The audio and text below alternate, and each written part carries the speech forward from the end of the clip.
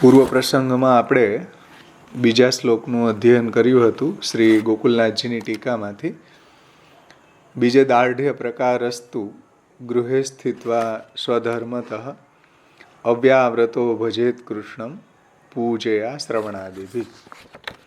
એટલે બીજ ભાવની દૃઢતાનો પ્રકાર તો ઘરમાં રહીને સ્વધર્મનું આચરણપૂર્વક અવ્યાવૃત થઈને પૂજા અને શ્રવણાદિ વગેરેથી શ્રી કૃષ્ણની સેવા કરવી, આનો અર્થ છે.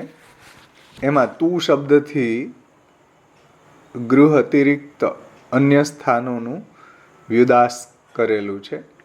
એટલે જો બીજભાવ દ્રઢ કરવો હોય તો ઘરમાં રહીને જ જો ભગવત સેવા કરવામાં આવે તો જ બીજભાવ દ્રઢ થઈ શકે છે, અન્યથા નથી થઈ શકતો. ગૃહે સ્થિત્વા, ઘરમાં રહેવાથી જ, ઘરમાં રહીને જો ભગવાનની સેવા કરવામાં આવે તો જ ભક્તિ કહી શકાય.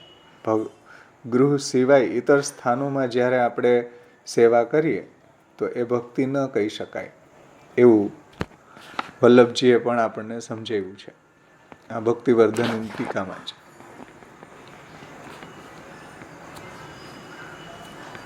અને ત્યાર પછી શ્રી ગોકુલનાથજીએ સ્વધર્મનો અર્થ આત્મધર્મ લઈ રહ્યા છે, ભગવત ધર્મ લઈ રહ્યા છે, વર્ણાશ્રમ ધર્મ નથી લેતા.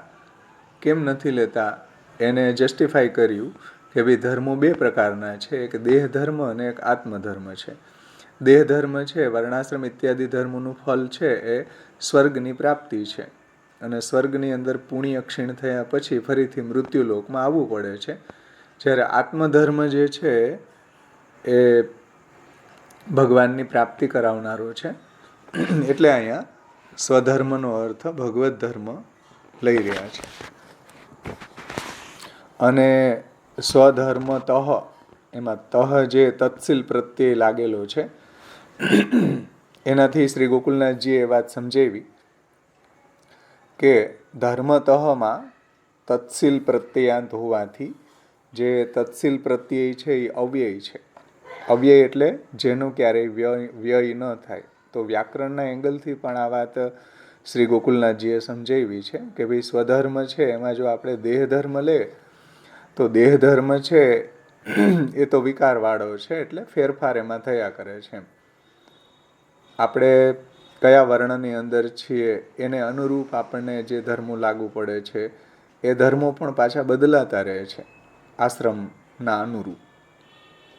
ગૃહસ્થાશ્રમના ધર્મો અલગ છે, વાનપ્રસ્થના અલગ છે, બ્રહ્મચર્યના અલગ છે, ઇત્યાદિ ઇત્યાદિ. પણ આત્મધર્મ ક્યારેય બદલતો નથી. કોઈ બી વર્ણનો હોય, કોઈ બી આશ્રમનો હોય, સ્ત્રી હોય, શુદ્ર હોય, બાલક હોય, બધાને ઉપર એપ્લિકેબલ છે ભગવત ધર્મ. એટલો ને એટલો ભગવત ધર્મનું ભગવાનના શ્રવણ કીર્તન, ભગવત સેવા બધા કરી શકે છે, એની અંદર કોઈ વિકાર આવતો નથી. એટલા માટે શ્રી ગોકુલનાથજી અહીંયા સ્વધર્મનો અર્થ વર્ણાશ્રમ ધર્મ નહીં લેતા ભગવત ધર્મ લઈ રહ્યા છે, આત્મધર્મ લઈ રહ્યા છે. અહીંયા સુધી આપણે જોયું હતું. કોઈને કઈ પ્રશ્ન છે? આપણે ગયા વખતમાં જે લીધું ગોકુલનાથજીની ટીકા એમાંથી. હવે કોઈને પ્રશ્ન ન હોય તો આપણે આગળ વધીએ.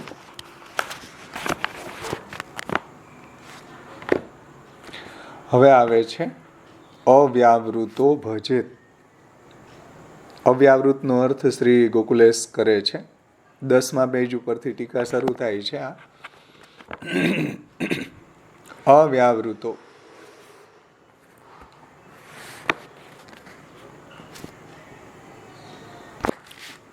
अव्यावृतो भजेत कृष्णम, इन वाक्य से कहते हैं अव्यावृत अर्थात भगवद भजन में प्रतिकूल व्यावृत्ति से रहित होकर श्री कृष्ण का भजन करना चाहिए. अव्यावृतનો અર્થ શું?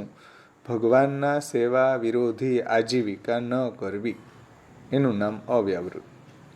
કારણ કે અવ્યાવૃતનો અર્થ કોઈ રિટાયર્ડ કે કોઈ આજીવિકા ન કરવી એવો નથી થતો. ₹84,252 ભગવદીઓમાં મોટા ભાગના વૈષ્ણવો છે એ આજીવિકા કરવા માટે જતા હતા, તો પણ એ અવ્યાવૃત હતા. કેમ કે ભગવાનની સેવા પહોંચીને જતા હતા. એવો અર્થ ગોકુલનાથજી કરે છે કે अव्यावृत का अर्थ है भगवान भगवद भजन में प्रतिकूल व्यावृत्ति से रहित होकर श्री कृष्ण का भजन करना चाहिए. એટલે એવી પ્રતિકૂલ વ્યાવૃત્તિ હોય એમાં આપણે કંઈક સેટિંગ કરવું પડે, એવી આજીવિકા ગોઠવવી પડે કે જેમાં આપણે આપણા ઠાકોરજીની સેવા પહોંચી શકીએ. કેમ કે ભગવદ રૂપ સેવાર્થમ તત્સૃષ્ટિ નાન્યથા ભવે. ભગવાનની સેવા માટે આપણે ભૂતલ ઉપર આવેલા છીએ. દૈવી જીવોનું ભૂતલ ઉપર જન્મ પ્રભુની સેવા માટે થયો છે. અને પ્રભુની સેવા જ ન કરીએ અને આજીવિકા જ કર્યા કરીએ તો આપણું પુષ્ટિજીવ તરીકેનું જે જન્મ છે એ વ્યર્થ જાય. નિજ ફલ રહિતા, નિજ ફલથી રહિત વ્યર્થ જાય. સમજાણું ને? એટલે આપણા લિસ્ટમાં સેવા પહેલાં હોવી જોઈએ. સેવા પહોંચીને પછી લિસ્ટની નીચે બીજા બધા આપણા કાર્યક્રમ આવવા જોઈએ. સમજાણું ને? કે બીજા બધા કાર્યક્રમ લિસ્ટમાં પહેલાં આવી જાય ને પછી સેવા છેલ્લે ટાઈમ મળશે તો કરશું, કાં ગડપણમાં ગોવિંદ ગાશું, એવું અહીં નથી કહેતા. અવ્યાવૃતનો અર્થ પ્રભુની સેવા પહોંચીને પછી વ્યાવૃત્તિ કરવી જોઈએ. એટલે ભગવત સેવામાં જે વિરોધી આજીવિકા છે કે જેમાં આપણને પ્રભુની સેવાનો સમય જ ન મળે, તો એવી આજીવિકા છે એને આપણે કંઈક સેટિંગ કરવું જોઈએ, કાં એવી આજીવિકા છે છોડવી જોઈએ જો ભગવાનની સેવા કરવી હોય તો. અને ન છૂટી શકે એમ હોય તો શ્રી મહાપ્રભુજી આગળ એનો પણ ઉપાય બતાવ્યો છે કે વ્યાવૃત્તોપી હરો ચિત્તમ શ્રવણાદો ન્યસેત સદા. આપણે આજીવિકા એટલી વધારે કરવી જ પડે કોઈ એવા આપણા નિર્વાહ માટે. આપણી લક્ઝરીને પૂરી કરવામાં તો કોઈ અંત જ નથી. લક્ઝરીને પૂરી કરવામાં તો 1 લાખ રૂપિયા મહિનાના ઘટે, એની વાત નથી. આપણો નિર્વાહમાં આપણો સારી રીતે નિર્વાહ થાય ને એના માટે આજીવિકા કરવી જ પડતી હોય તો કથા ગુણગાનનું અવલંબન કરવું જોઈએ. અને એ પણ કોઈનાથી ન નભી શકતું હોય તો મહાપ્રભુજીએ કૃષ્ણાશ્રયમાં શરણાગતિનું અવલંબન કરીને પણ આગળ એ વધી શકે છે માર્ગમાં. પરંતુ શ્રી મહાપ્રભુજી અહીંયા મુખ્યતયા ગૃહ સેવા, ભગવત સેવા અને ભગવત કથાને પ્રાયોરિટી આપે છે કે ભાઈ બીજે દાઢ્ય પ્રકારસ્તુ ગૃહે સ્થિત્વા સ્વધર્મતઃ અવ્યાવ્રતો ભજેત કૃષ્ણમ. સમજમાં આવ્યું ને?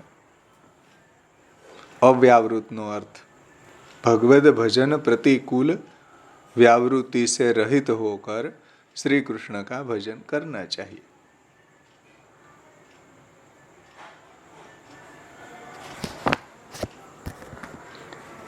यहाँ પછી બહુ સુંદર વાત સમજાવે છે ગોकुलनाथ जी કે यहाँ भजन में श्री कृष्ण पद फलवाचक होने से બીજ દાઢ્ય પ્રકારસ્તુ ગૃહે સ્થિત્વા સ્વધર્મતઃ અવ્યાવ્રતો ભજેત કૃષ્ણમ.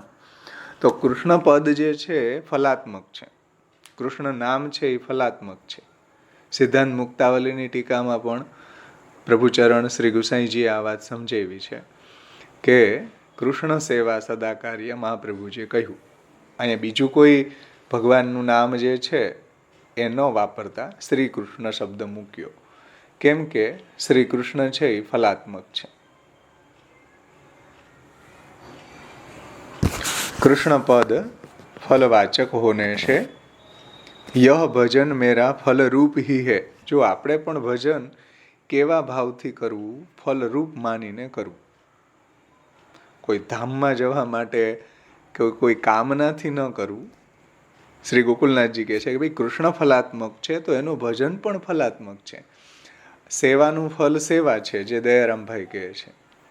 સેવા કરીને મેવા નથી મેળવવા, મેવાથી કરવી પ્રભુ સેવા રે, અમે એવા રે. એમાં આવે ને, મેવા મેળવવા પ્રભુને નથી સેવતા, મેવાથી કરવી પ્રભુ સેવા રે. તો સેવા કૃષ્ણ ફલરૂપ છે તો એની સેવા પણ એટલી જ ફલરૂપ છે. એ કોઈ સાધન રૂપ નથી, फल रूप ही है। यह जानकर भजन करना चाहिए, ન કે સાધન બુદ્ધિ છે।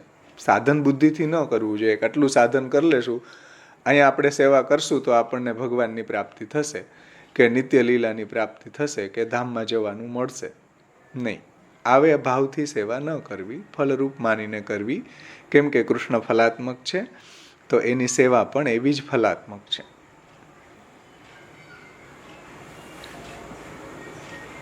એટલે શ્રી ગોકુલનાથજી કહે છે કે ન કે સાધન બુદ્ધિ, સાધન બુદ્ધિ રાખીને ભગવદ ભજન ન કરવું જોઈએ।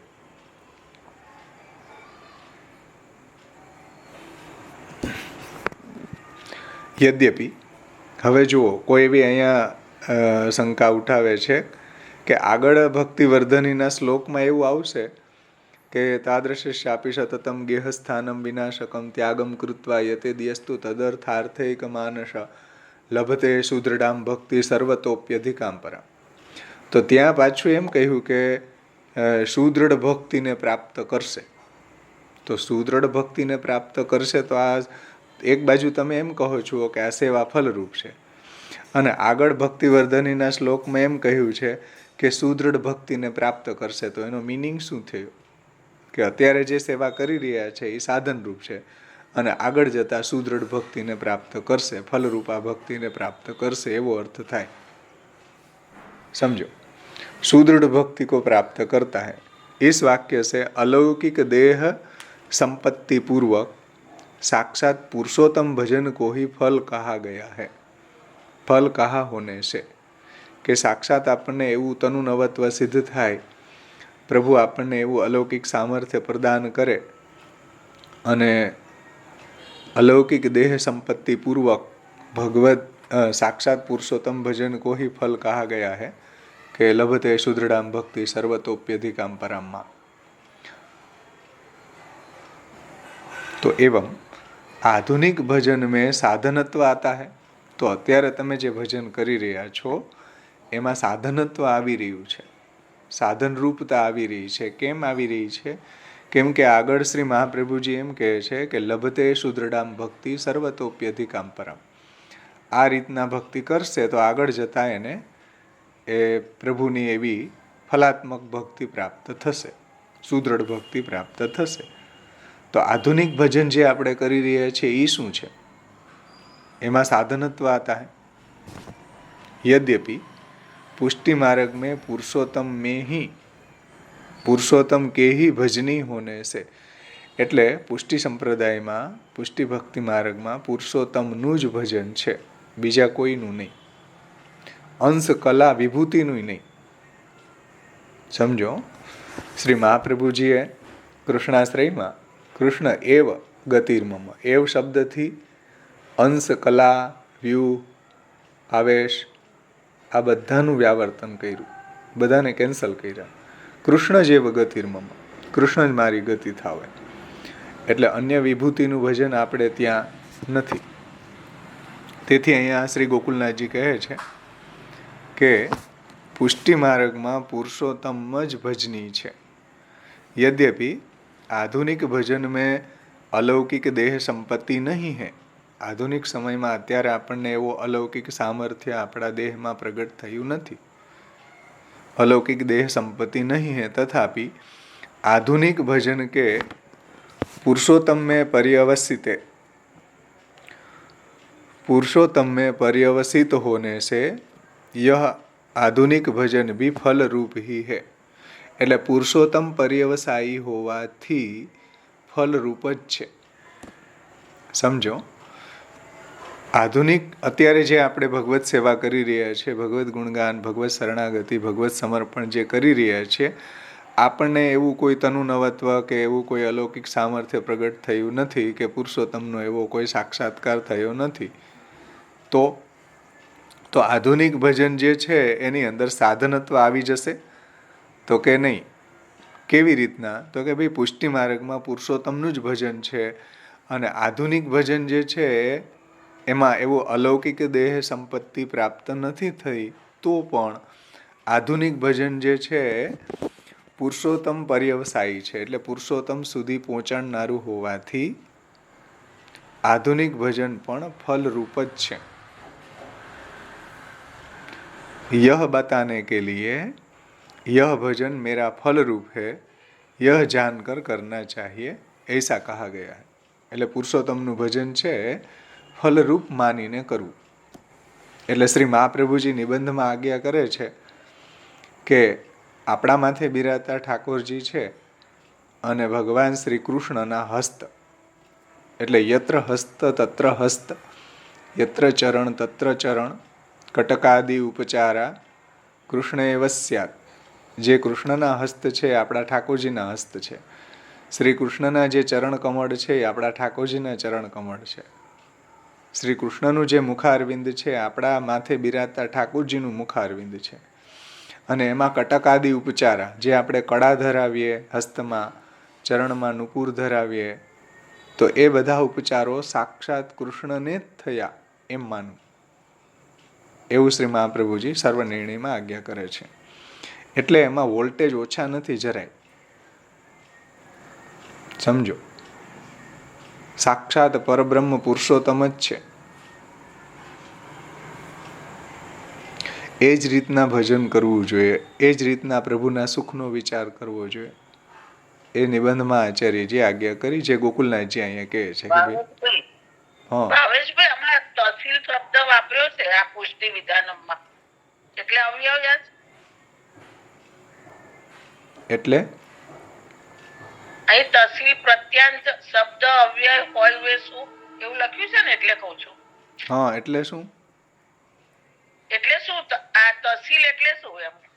એ વ્યાકરણના દ્રષ્ટિથી સમજાયું છે ગોકુલનાથજીએ કે તહ જે છે સ્વધર્મ તહ, તો એ તહ છે એ તત્સીલ પ્રત્યય છે ને એ અવિકારી છે, એમાં વિકાર આવતો નથી. જ્યાં બી એને એ લગાડેલો હોય ત્યાં એની અંદર કોઈ ફેરફાર નથી થતો. તેથી સ્વધર્મતઃનો અર્થ ભગવત ધર્મ લીધો છે, વર્ણાશ્રમ ધર્મ ન લીધો. કેમ કે એમાં વિકાર આવે છે, એમાં ફેરફાર થાય છે. વિકાર આવે છે મતલબ કે ફેરફાર થતો હોય છે. તત્સીલ પ્રત્યય મૂકીને શ્રી મહાપ્રભુજી એવું કહેવા માગે છે કે અહીંયા ભગવત ધર્મ જ લેવો જોઈએ, આત્મધર્મ લેવો જોઈએ. આત્મધર્મમાં કોઈ જાતનો ફેરફાર થતો નથી.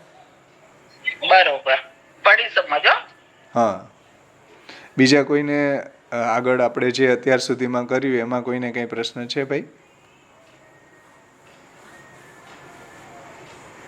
સમજમાં આવી ને? ફલરૂપ માનીને ભજન કરવું. ભલે આપણને હજી એવી અલૌકિક સામર્થ્ય આપણામાં પ્રગટ થયું નથી, તો પણ ભગવાનની સેવા ફલરૂપ છે. ભગવાનની સેવા આપણને પ્રાપ્ત પ્રભુના અનુગ્રહથી થઈ છે. આપણું બહુ મોટું સૌભાગ્ય છે. દુનિયાની અંદર કોઈને પ્રભુની સેવા મળતી નથી. મોટા મોટા દેવતાઓ પણ ભગવાનની સેવા કરવા માટે લાલાયિત છે. એવું ફલ મહાપ્રભુજીએ અને ઠાકોરજીએ આપણને આપ્યું છે આજે શ્રાવણ શ્યામલે પક્ષે પ્રગટ થઈને. તો આટલું મોટું સૌભાગ્ય પ્રભુએ આપેલું છે. હા ભરતભાઈ. એટલે તો પેલા જે આપણે શંકા કરી કે આગળ જે લપતે સુરડામ ભક્તિ, ત્યાં આગળ શું બોલું છે, તો એનું સમજૂતી આગળ આવશે. એટલે એની સમજૂતી આગળ આવશે, પણ ગોકુલનાથજી અહીંયા એક એવી ક્વેરી, એટલે એવો પ્રશ્ન કર્યો આપણને કે ભાઈ સેવા ફલરૂપ છે એ વાત સાચી, પણ આગળ જતા તો એમ કેમ કહ્યું કે લભતે સુદૃઢામ ભક્તિ સર્વતોપ્યધિકામ પરામ, કે એવી સુદૃઢ ભક્તિ એને પ્રાપ્ત થશે, એવો અલૌકિક દેહ પ્રાપ્ત થશે, એવી ઠાકોરજીની જે સેવા જે છે એની અંદર એને એવો સાનુભાવ થશે અને એવી અલૌકિક દેહ સંપત્તિ પૂર્વક એ પુરુષોત્તમનું ભજન છે એ ફલ કહ્યું છે આ શ્લોકમાં આગળ. તો અત્યારે કરીએ એ શું? આવો પ્રશ્ન થાય ને કોઈને, એટલે એનો જવાબ આપ્યો કે ભાઈ અત્યારે જે કરી રહ્યા છીએ, ભલે આપણને એવો અલૌકિક દેહ નથી પ્રાપ્ત થયો, તો પણ આપણી જે સેવા છે એ ફલરૂપ છે. કેમ કે શ્રી કૃષ્ણ શબ્દ મહાપ્રભુજીએ મૂકેલો છે, અવ્યાવ્રતો ભજેત કૃષ્ણમ, અને કૃષ્ણ ફલાત્મક નામ છે, તો કૃષ્ણની સેવા પણ ફલાત્મક છે. એટલે સેવા જે છે એ ફલરૂપ માનીને કરવી જોઈએ, સેવાને સાધન ન બનાવવી કોઈ પદાર્થોને મેળવવા માટેનું કે કોઈ ગૌલોક ધામનું. સમજીશ ને વાત? કે ગોલોકધામ મળશે એવા હેતુથી આપણે સેવા ન કરવી, તો એ સાધન રૂપ માનો છો કે આપણે અહીંયા આ સેવા કરશું અને પછી આપણને વૈકુંઠમાં જવા મળશે, તો આ સેવા સાધન છે ને વૈકુંઠ ફલ થઈ ગયું એવી ભાવના ન રાખવી, પણ ફલરૂપ માનીને કરવી. અહીંયા જે આપણને મળી છે એ સાધન નથી, એ ફલ છે. એટલે જ નિબંધનું તમને એક કોટેશન આપ્યું, શ્રી કૃષ્ણ પૂજ્યેત ભક્ત્યા યથા લબ્ધોપચારકે. એમાં એને પ્રકાશમાં મહાપ્રભુજીએ આ વાત કરી છે કે જે ભગવાનના ચરણ છે એ આપણા ઠાકોરજીના ચરણ છે, જે કૃષ્ણના હસ્ત છે એ આપણા ઠાકોરજીના હસ્ત છે, અને જેટલા બી આપણે ઉપચાર કરી રહ્યા છીએ એ કૃષ્ણના જ કરી રહ્યા છીએ. કૃષ્ણ જ એના ભોગતા છે. એટલે પ્રભુ જે સેવાનો અંગીકાર કરે છે. નિરોધ લક્ષણમાં મહાપ્રભુજીએ કહ્યું કે દર્શનમ સ્પર્શનમ સ્પષ્ટમ તથા કૃતિ ગતિ સદા શ્રવણમ કીર્તનમ સ્પષ્ટમ. બધું સ્પષ્ટ છે. સામે ઠાકોરજી બિરાજે છે અને આપણે એની સેવા કરી રહ્યા છીએ, આપણે એનું કીર્તન કરી રહ્યા છીએ, આપણે એનું શ્રવણ કરી રહ્યા છીએ, આપણે એને જગાડી રહ્યા છીએ, આપણે એને શણગારી રહ્યા છીએ, આપણે એને આરસી બતાવી રહ્યા છીએ, કૃષ્ણને જ બતાવી રહ્યા છીએ. સમજાણું ને? એટલે ગુસાઈજી તો ત્યાં સુધી કહે છે પુરુષોત્તમ પ્રતિષ્ઠા પ્રકાર ગ્રંથમાં કે સ્વરૂપ બુદ્ધિ અપી ન કર્તવ્યા. સ્વરૂપ બુદ્ધિ ન કરવી, સાક્ષાત પુરુષોત્તમ છે એવી જ બુદ્ધિ રાખવી. સમજાણું ને? કે આ સ્વરૂપ છે, કે આ સ્વરૂપ અલગ ને પુરુષોત્તમ અલગ, એમ નહીં. સ્વરૂપ બુદ્ધિ અપી ન કર્તવ્યા, સ્વરૂપ બુદ્ધિ ન કરવી. સમજાણ? સાક્ષાત પરબ્રહ્મ પુરુષોત્તમ છે.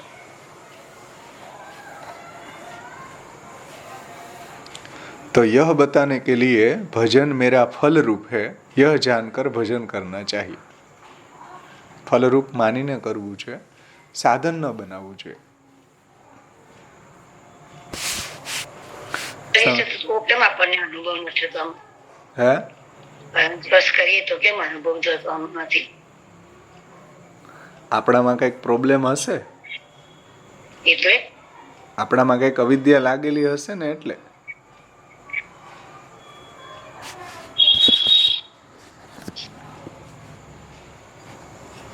આપણી એવી સંસાર આસક્તિ હશે, આપણને અવિદ્યા લાગેલી છે, ઘણી બધી પ્રોબ્લેમ છે ને.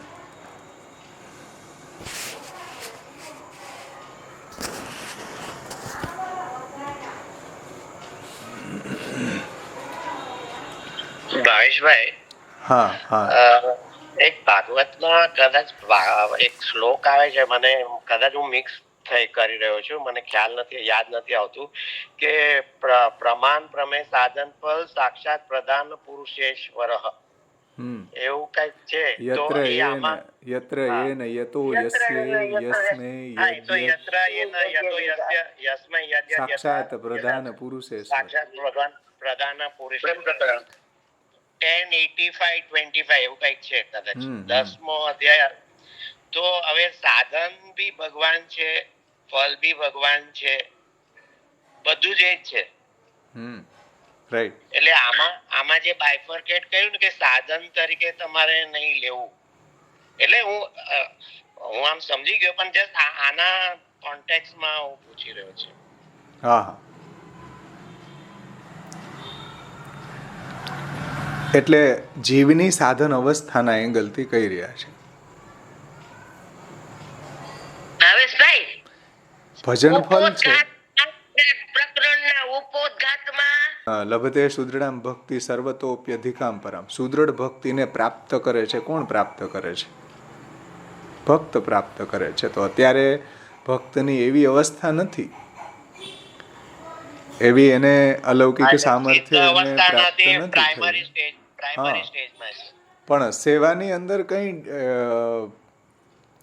કઈ ડિફરન્સ નથી. સેવા ફલરૂપ જ છે. જે અત્યારે સેવા કરશું એ પણ જ્યારે આપણને અલૌકિક સામર્થ્ય પ્રાપ્ત થશે ત્યારે સેવા આ જ હશે. હા, એ તો બરાબર છે, એ તો બરાબર, એક્ઝેક્ટલી રાઈટ છે. એટલે ગોકુલનાથજીનું તાત્પર્ય એ છે કે ભાઈ કૃષ્ણ શબ્દથી સેવા કૃષ્ણ ફલાત્મક છે, તો શ્રી કૃષ્ણની સેવા પણ એટલી જ ફલાત્મક છે, એટલી જ ફલરૂપ છે. એમાં તમે સાધન બુદ્ધિ ન કરો. એટલે ગુસાઈજીએ સિદ્ધાંત મુક્તાવલીમાં લોકાર્થી ચેત ભજેત કૃષ્ણમ ક્લિષ્ટો ભવતી સર્વથા, કે ભાઈ લોકાર્થિતાથી ભજન ન કરવું જોઈએ એવું શ્રી મહાપ્રભુજીએ આજ્ઞા કરી છે. ગુસાઈજીએ પણ એમાં વિસ્તારથી ટીકામાં સમજાવ્યું છે કે ભાઈ અલ્પમપી બુદ્ધિ હશે, અલ્પ બુદ્ધિ પણ જો હશે તો આ રીતના લોકાર્થિતાથી ભજન નહીં કરે.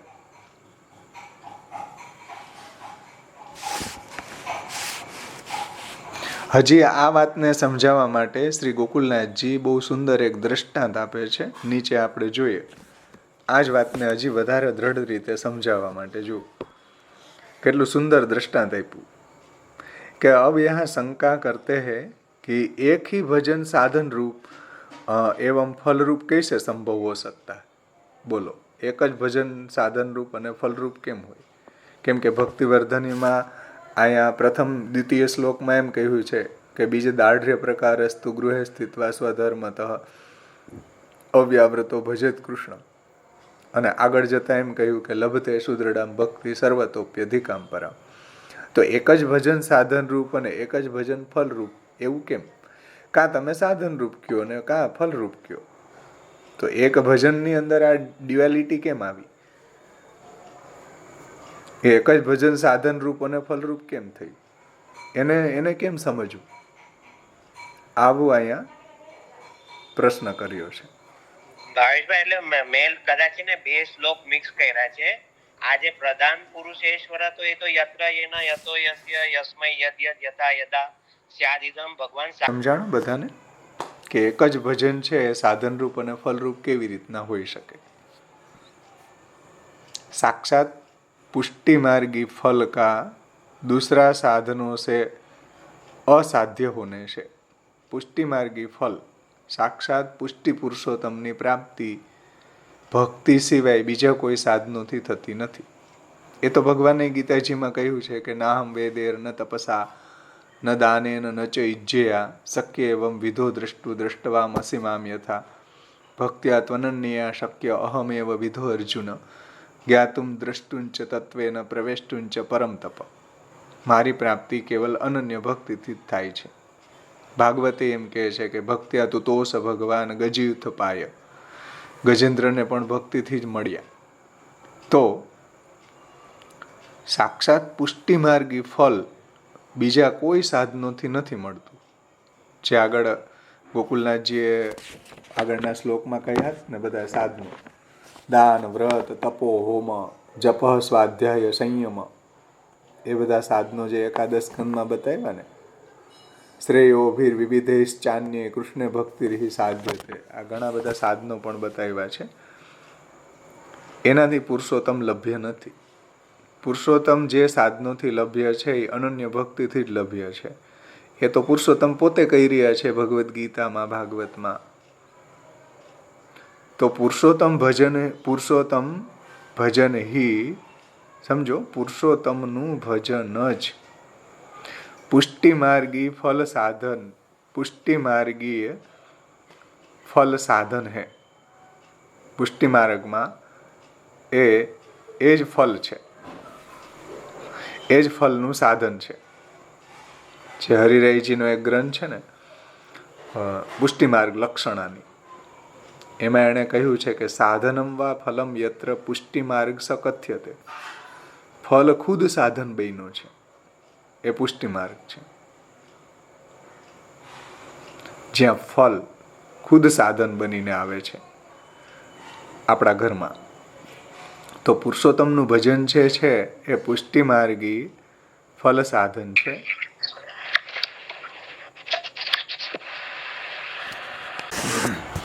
તો जिस प्रकार, હવે એક બહુ સુંદર દ્રષ્ટાંત આપ્યું ગોકુલનાથજીએ. જુઓ, આ વાતને સમજવી કેમ, આને કંઈક દ્રષ્ટાંત આપીને સમજાવો.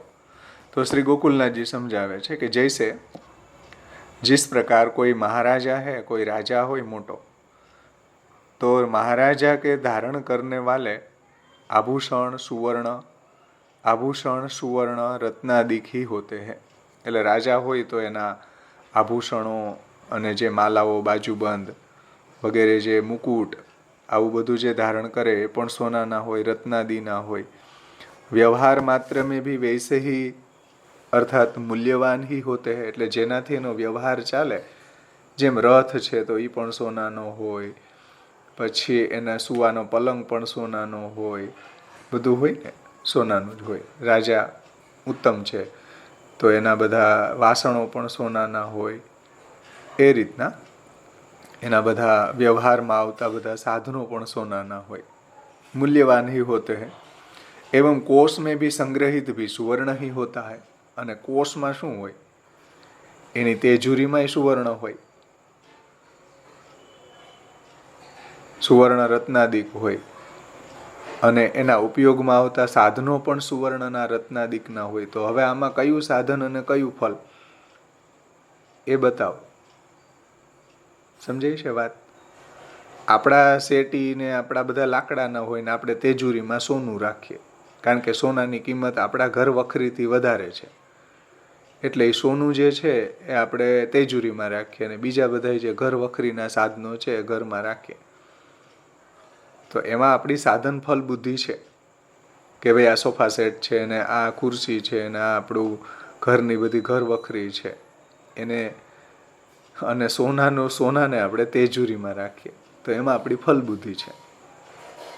પણ કોઈ મહારાજા હોય તો એ મહારાજાનો મુકુટ સોનાનો હોય, એના બધા શ્રૃંગારો સોનાના હોય, એને બેસવાનો રથ સોનાનો હોય, ભોજન કરવા બેસે તો થાળીને એનો બેસવાનો બાજોટ સોનાનો હોય, એ સૂતો હોય તો પલંગ સોનાનો હોય. તો હવે અને એનું કોષ જે છે એની તેજુરી છે એમાંય સોનાના હીરા માણેક ને સોનું હોય. તો આમાં સાધન અને ફલ શું? આનો ભેદ કેમ સમજવો? સમજાય છે વાત? કેટલું અદ્ભુત દ્રષ્ટાંત. સુંદર ઉદાહરણ. જુઓ ગોકુલનાથજીની કેટલી સુંદર ગોકુલનાથજીએ દ્રષ્ટાંત આપ્યું છે આ, કે ભક્તિ ફલરૂપ છે, પુરુષોત્તમ એ ફલરૂપ છે અને એની ભક્તિ પણ ફલરૂપ છે. ભલે આપણને હજી એવી અલૌકિક સામર્થ્ય સંપન્ન નથી થયું, એવું તનુ નવત્વ સંપાદિત નથી થયું, તો પણ ભક્તિ તો ફલરૂપ જ છે, ભગવાનની સેવા તો ફલરૂપ જ છે. જેમ રાજાના કોષમાં પણ સોના રત્નો હોય છે અને એના વ્યવહારમાં આવતા સાધનો જે છે એ બધા પણ સોનાના હોય છે.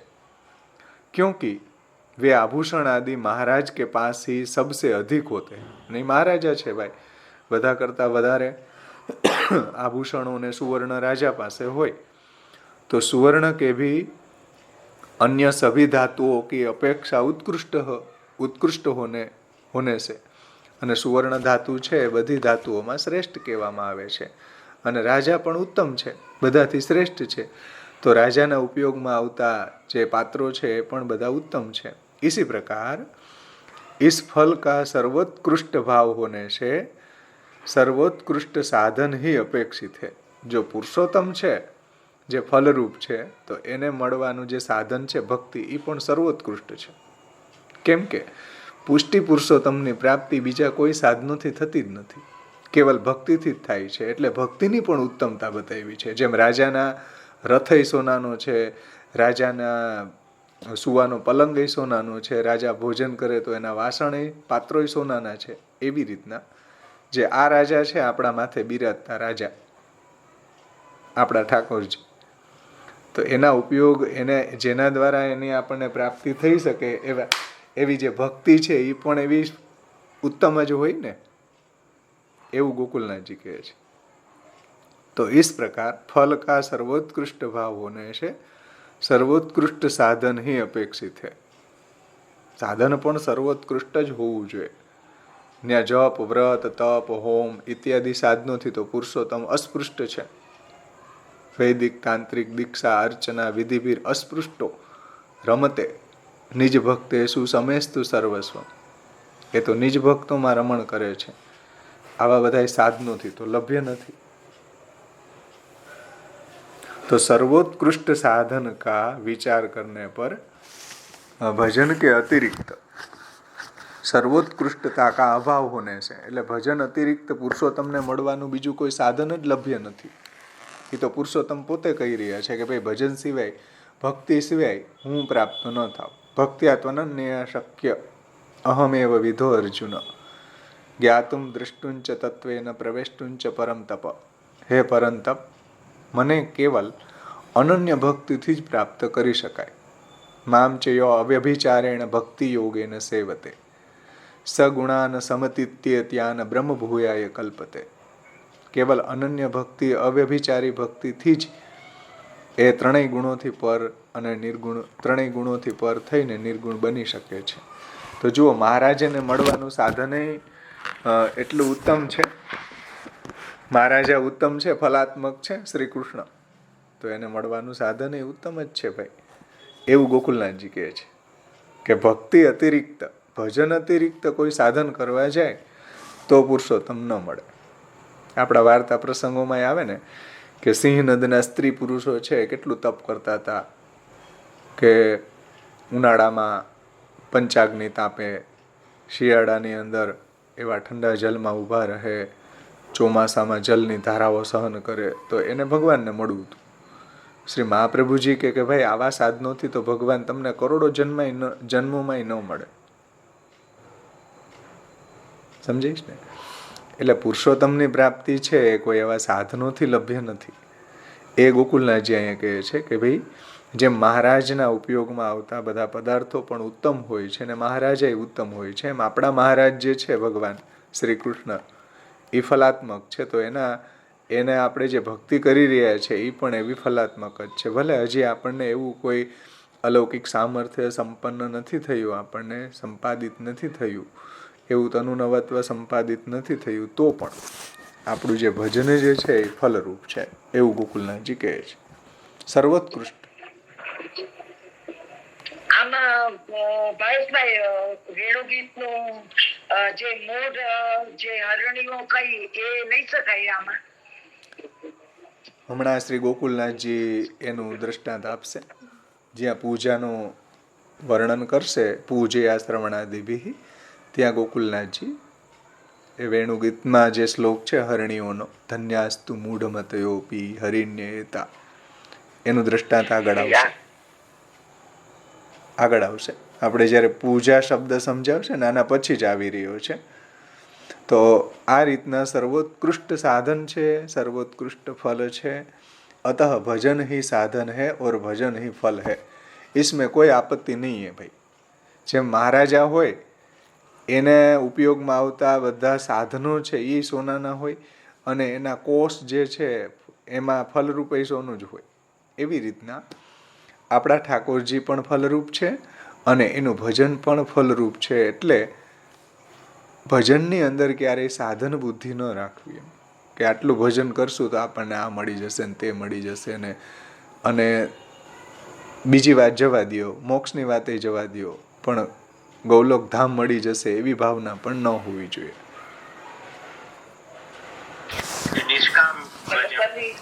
હા, હું જે સેવા કરું છું એમાં મને બહુ આનંદ આવે છે ભાઈ. સેવાથી કંઈ મેળવવું નથી, સેવા જ ખુદ પોતાનામાં ફલરૂપ છે.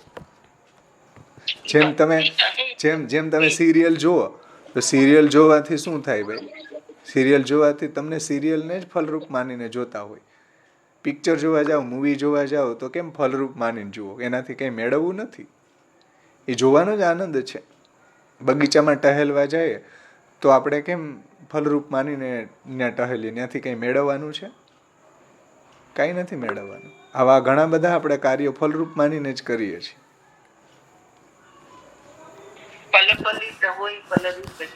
હા, જો યમુનાજીના પદોમાં આ જ વાત સમજાવી છે કે ભાઈ ફલ જે છે એ જ્યારે આપણે એને ફલરૂપ માનીએ તો ફલ ફલિત થઈ ગયું. ફલ ફલિત હોય ફલરૂપ જાને.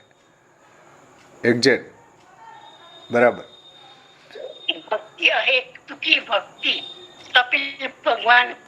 હા, જો એમાંય ભગવાને એ જ વાત કરી કે સાઈ મારા ભક્તોને હું 4 પ્રકારની મુક્તિ આપું, સાયુજ્ય, સામીપ્ય, સાલોક્ય, એકત્વમ, અપ્યુત, દેમાનમ ન ગૃહણંતી વિના મત્સેવનમ જના. મારી સેવાના ભોગે 4 પ્રકારની મુક્તિને પણ એ ઠુકરાવી દે છે, મારી સેવાને જ ફલરૂપ માને છે. હમણાં જ ગયા વખતે કોઈનો ફોન આવ્યો હતો, હોત ગોપાલ ગાયે જો સુખ, એ કીર્તનની અંદર કોણ હતા? કાજલબેન હતા કે કોઈક હતા.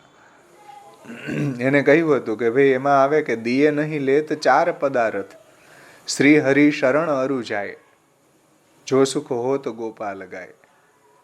એમાં આ જ વાત કરી કે એને 4 પદાર્થ આપે ભગવાન: સાયુજ્ય, સામીપ્ય, સાલોક્ય, સારૂપ્ય, એકત્વ.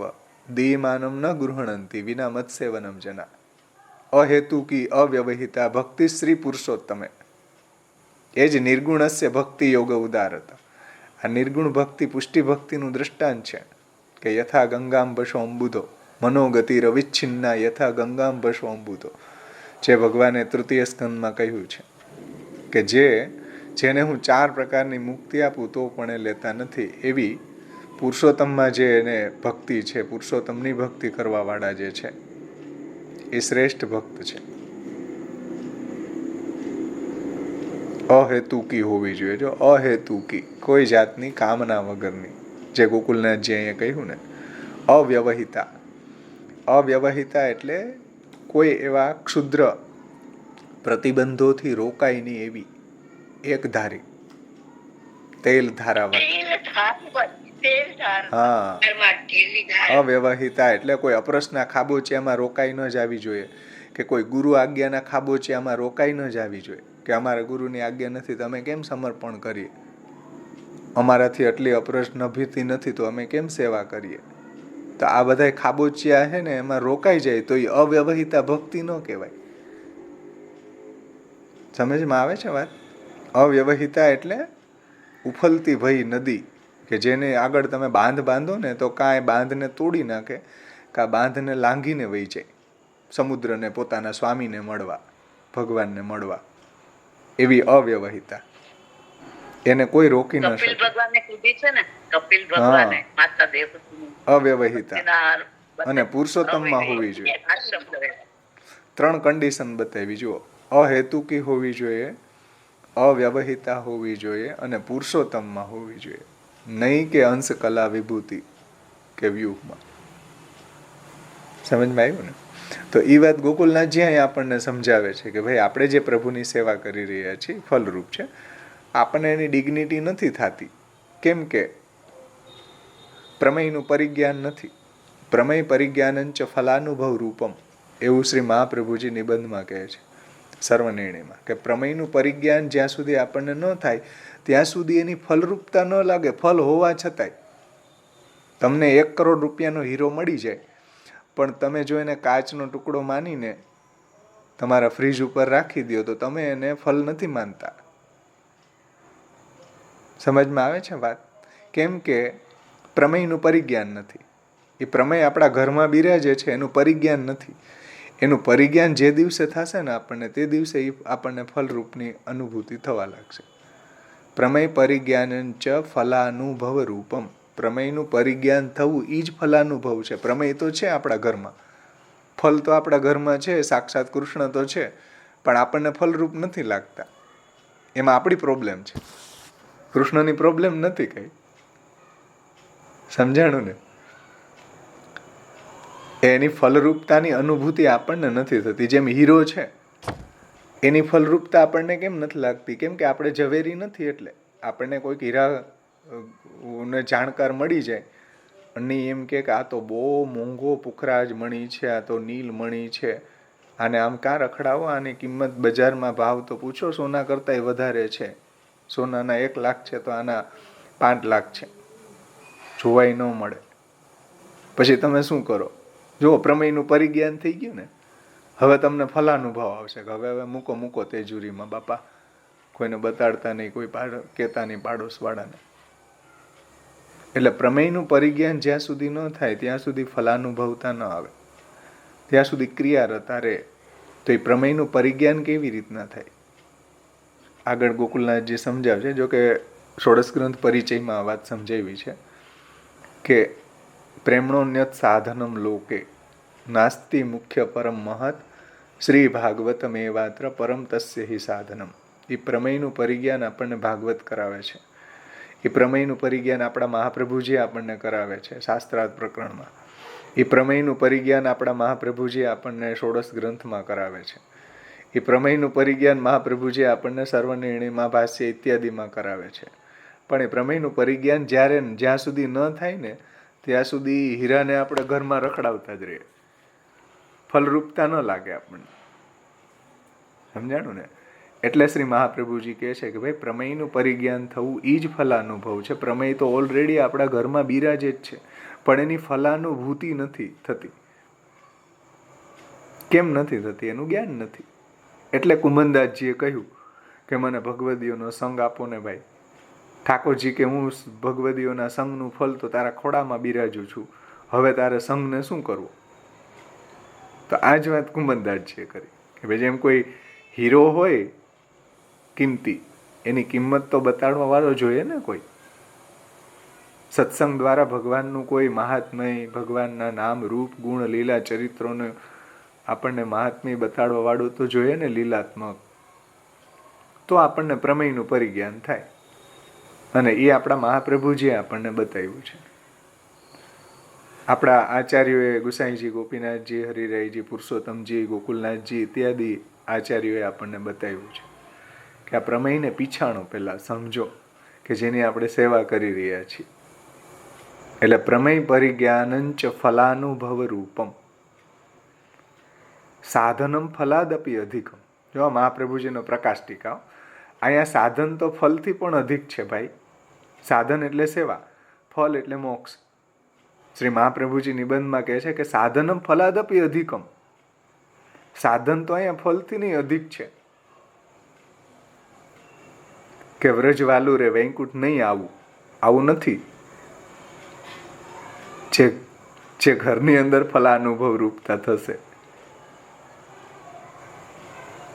અને આ ફલાનુભવ આપણા ભગવદીઓ કરેલો છે. એટલે સાધનમ ફલાદપી અધિકમ. અહીંયા સાધન જે ભગવાનની સેવા છે એ તો મોક્ષ કરતાંય અધિક છે. કેમ કે યથા અંધકારે નિયતા સ્થિતિર નાક્ષણો ફલમ ભવે સંઘાતસ્ય વિલીનત્વાત. મોક્ષની અંદર તો બધા ઇન્દ્રિયોથી જે કૃષ્ણનો આનંદ લઈએ એ બધી ઇન્દ્રિયો મોક્ષમાં વિલય પામે. એમાં શું આનંદ?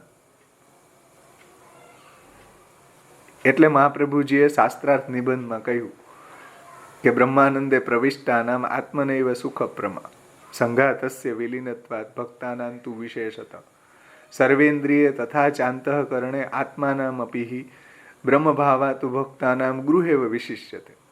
કે બ્રહ્માનંદની અંદર જે પ્રવિષ્ટ થઈ જાય, મોક્ષ થઈ જાય જેનો, એની તો ઇન્દ્રિયો લય થઈ જાય છે. આત્માથી જેને આનંદની અનુભૂતિ થાય, ઇન્દ્રિયોથી નહીં. અને જે ભક્ત ભગવાનની સેવા પોતાના ઘરમાં રહીને કરતો હોય તો એને સર્વેન્દ્રિય તથા ચાંતઃકરણે આત્માનામપિ બધી ઇન્દ્રિયોથી, કર્મેન્દ્રિય, જ્ઞાનેન્દ્રિય, મન, બુદ્ધિ, ચિત્ત, અહંકાર ને આત્મા બધાથી કૃષ્ણને માણી શકે, બધાથી કૃષ્ણનો સેવા કરી શકે. એટલે બ્રહ્મભાવની કક્ષા કરતા પણ ભક્તનો ગૃહસ્થાશ્રમમાં સાધન અવસ્થા, જે અહીં કીધું ને સાધન અવસ્થા, ચલો એ શ્રેષ્ઠ છે. શ્રી મહાપ્રભુજી કહે છે બ્રહ્માનંદ કરતા ભજનાનંદ ઉત્તમ. હા, બ્રહ્માનંદ કરતા પણ ભજનાનંદ, ભગવાન ગૃહસ્થાશ્રમમાં રહીને ભગવત સેવા કરવી શ્રેષ્ઠ છે. તો એની કેટલી ફલરૂપતા મહાપ્રભુજી આપણને શાસ્ત્રાર્થ પ્રકરણમાં સમજાવી છે કે તમે જે સેવા કરી રહ્યા છીએ તો બહુ મોટું સૌભાગ્ય છે ભાઈ. મોટા મોટા દેવતાઓ ભારત ભૂમિમાં આવીને ભગવાનની સેવા કરવા માટે એ લોકો તરસે છે. પંચમ સ્કંધની અંદર દેવતાઓ જે છે એ ભારત ભૂમિની પ્રશંસા કરે છે કે અમે ભારત ભૂમિમાં કેમ ન જન્મ્યા, કે ત્યાં અમારા અવડા મોટા મોટા કલ્પનું આયુષ્ય, હજારો લાખો વર્ષનું આયુષ્ય શું કામનું? એના કરતાં 2 ઘડી અમને જો આ ભૂતલ ઉપર જન્મ મળે, ભલે અમારું 50 વર્ષનું જ આયુષ્ય કેમ ન હોય, તો અમે ભગવાનનું ભજન કરીએ. અને આ અમારા લાખો વર્ષના આયુષ્ય જે છે એ તો સાવ નકામું છે. હા, દેવતાઓને પણ ભગવત સેવા કરવી છે, એને મળતું નથી. દેવતાઓ એમ કે છે કે અમારું આ લાંબુ હજારો વર્ષનું આયુષ્ય નકામું છે, એના કરતા ભૂતલ ઉપર ભલે 50 વર્ષ જ મળે ને મંજૂર છે. કેમ કે અમે ભગવાનનું ભજન તો કરી શકીએ. વલ્ભાખ્યાનમાં આવે ને કે જેને ઉપર દેવ રહ્યા ધિક્કાર બોલે, મંદમતી કહીને નિંદા દાખી. દેવતાઓ એમ કે આ બધા ભૂતલ ઉપર આવીને ભગવાનનું સેવા નથી કરતા, ભજન નથી કરતા, સાવ મૂર્ખ છે બધા, અને અમારે કરવી છે તો અમને ભૂતલ ઉપર અમને એવો દેહ પ્રાપ્ત નથી થતો ભગવાનના સેવા યોગ્ય, એટલે અમે અહીંયા ભજન જ ડાકો કોર લે લે ખાય ધને ધને ભાગ્ય. હા, ક્યો ન ભય અહીરે બ્રજ મેં. આ બધા ગોપ સખાઓના કેવા ધન્ય ભાગ્ય છે. ઠાકોરજી એના હાથમાંથી કોર લઈ લઈને આરોગે છે. તો દેવતાઓને ભૂતલ ઉપર આવવું છે ભાઈ, ભગવાનની સેવા કરવી છે, પણ આપણને એની ડિગ્નિટી નથી. કેમ નથી? કેમ કે પ્રમેયનું પરિજ્ઞાન નથી. પ્રમેયનું પરિજ્ઞાન નથી એટલે આપણને ફલાનુભવતા નથી આવતી. છાકીલામાં કે ઠાકોરજીનું જૂઠન લેવા માટે ઠાકોરજી પોતાના ગિરિરાજજીના પથ્થર ઉપર પોતાનો હાથ એક કરી નાખે છે. યમુનાજીમાં પણ ક્યારેક ધોઈ નાખે. હા, બરાબર. જૂઠન નથી મળતું, ન મળે દેવતાઓને. બરાબર. હા, તો દેવતાઓને એવું સૌભાગ્ય પ્રાપ્ત નથી થયું જેવું સૌભાગ્ય આપણા મહાપ્રભુજીએ આપણને, આપણા પુષ્ટિ પ્રભુએ આપણને આપ્યું છે, પણ આપણને એનું પરિજ્ઞાન નથી. આટલી પ્રોબ્લેમ છે. અને એ પરિજ્ઞાન આપણને મહાપ્રભુજીની વાણી સિવાય બીજી કોઈ રીતે પ્રાપ્ત ન થાય. સમજમાં આવે છે ને વાત? એ પ્રમેયનું પરિજ્ઞાન આપણને આપણા મહાપ્રભુજીની વાણી, આપણા ગુસાઈજી, ગોપીનાથજી, હરિરાયજી, પુરુષોત્તમજી ઇત્યાદિની વાણીથી જ મળે, બાકી શક્ય નથી. તો અહીંયા આપણો આ યથા ભક્તિ બીજ દાઢ્ય પ્રકારસ્તુ ગૃહે સ્થિત્વા સ્વધર્મત અવ્યાવ્રતો ભજેત કૃષ્ણમ. એટલો સેન્ટેન્સ અહીંયા સંપન્ન થયો. અહીંયા સુધીમાં કોઈને કંઈ પ્રશ્ન હોય તો પૂછી શકો, નહીંતર પછી આપણે આગળ પૂજ્યા શ્રવણાદિભિ એને શ્રી ગોકુલનાથજી સમજાવે છે. સમજમાં આવ્યું ને કેટલું ગોકુલનાથજીએ રહસ્ય સમજાવ્યું આપણને.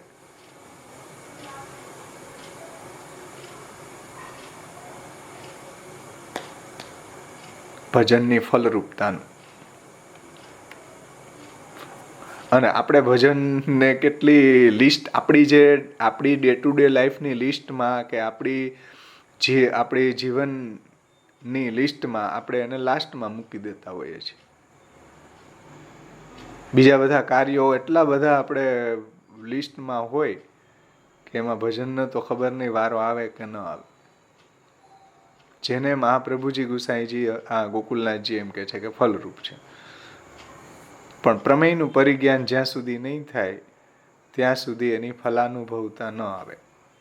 હનુમાનજી પાસે શક્તિ હતી, પણ જામવંતજીએ એને કહ્યું કે ભાઈ તમે તો પવનપુત્ર છો, તમને લંકામાં જવામાં શું વાંધો? તો પ્રમેય એની પાસે હતું, સામર્થ્ય હતું, પણ પ્રમેયનું પરિજ્ઞાન જ્યારે એને કરાવ્યું ત્યારે તો બધું કાર્ય સંપન્ન કરીને આવી ગયા ને. તો પ્રમેયનું પરિજ્ઞાન જે આપણા ઘરમાં પ્રમેય બિરાજે છે એનું પરિજ્ઞાન આપણે જો મહાપ્રભુજી ગુસાઈજી દ્વારા આપણને ન થાય, કે આપણે આપણા આચાર્યોની વાણી દ્વારા આપણા ઠાકોરજીનું પરિજ્ઞાન આપણને પ્રાપ્ત ન થાય, તો આપણને સેવા ફલરૂપ ન લાગે ભાઈ. આપણને પૈસા ભેગા કરવા ફલરૂપ લાગે, આપણને ગાડી લેવી ફલરૂપ લાગે, આપણને આપણા છોકરા ભણાવવા ફલરૂપ લાગે, એનું કેરિયર બનાવવું, એના ફ્યુચરમાં એને આગળ જતાં જોબ સારામાં સારી મળે એવું એ બધું ફલરૂપ લાગે. ભગવાનનું ભજન સિવાય બધું ફલરૂપ લાગે. કેમ કે આપણા મહાપ્રભુજીથી દૂર છીએ આપણે, આપણા મહાપ્રભુજીની વાણીથી આપણે દૂર છીએ, એના કારણે. ખેર, ચલો અહીં સુધીમાં કોઈને કંઈ પ્રશ્ન ન હોય તો આપણે આગળ વધીએ.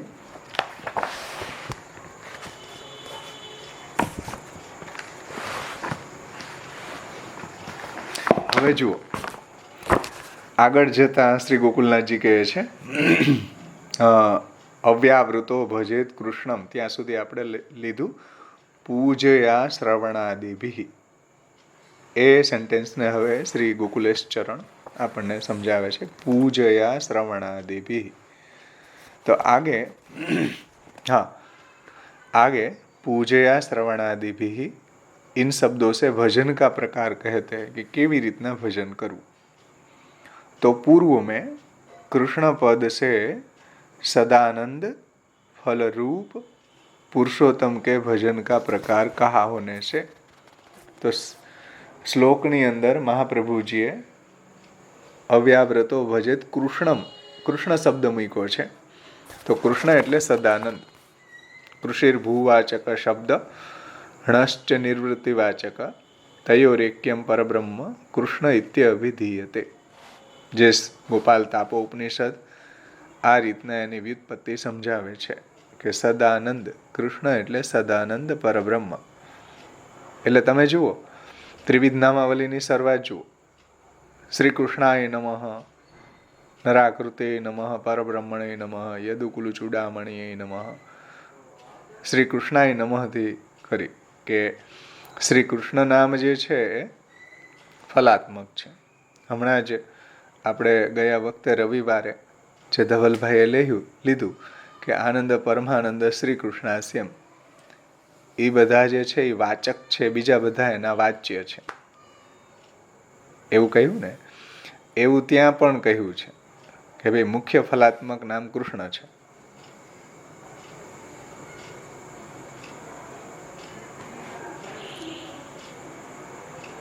પુરુષોત્તમ સહસ્ત્ર નામમાં પણ પરબ્રહ્મા અવતરણ ક્લેશનાશક,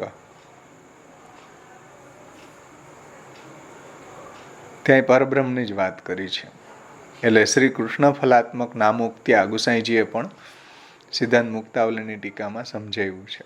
કૃષ્ણ સેવા સદા કાર્ય એમાં તો શ્રી કૃષ્ણ છે ફલાત્મક છે, સદાનંદ છે, ફલાત્મક સ્વરૂપ પુરુષોત્તમ છે। એટલે આપણે ઘણા લોકો કહે ને કે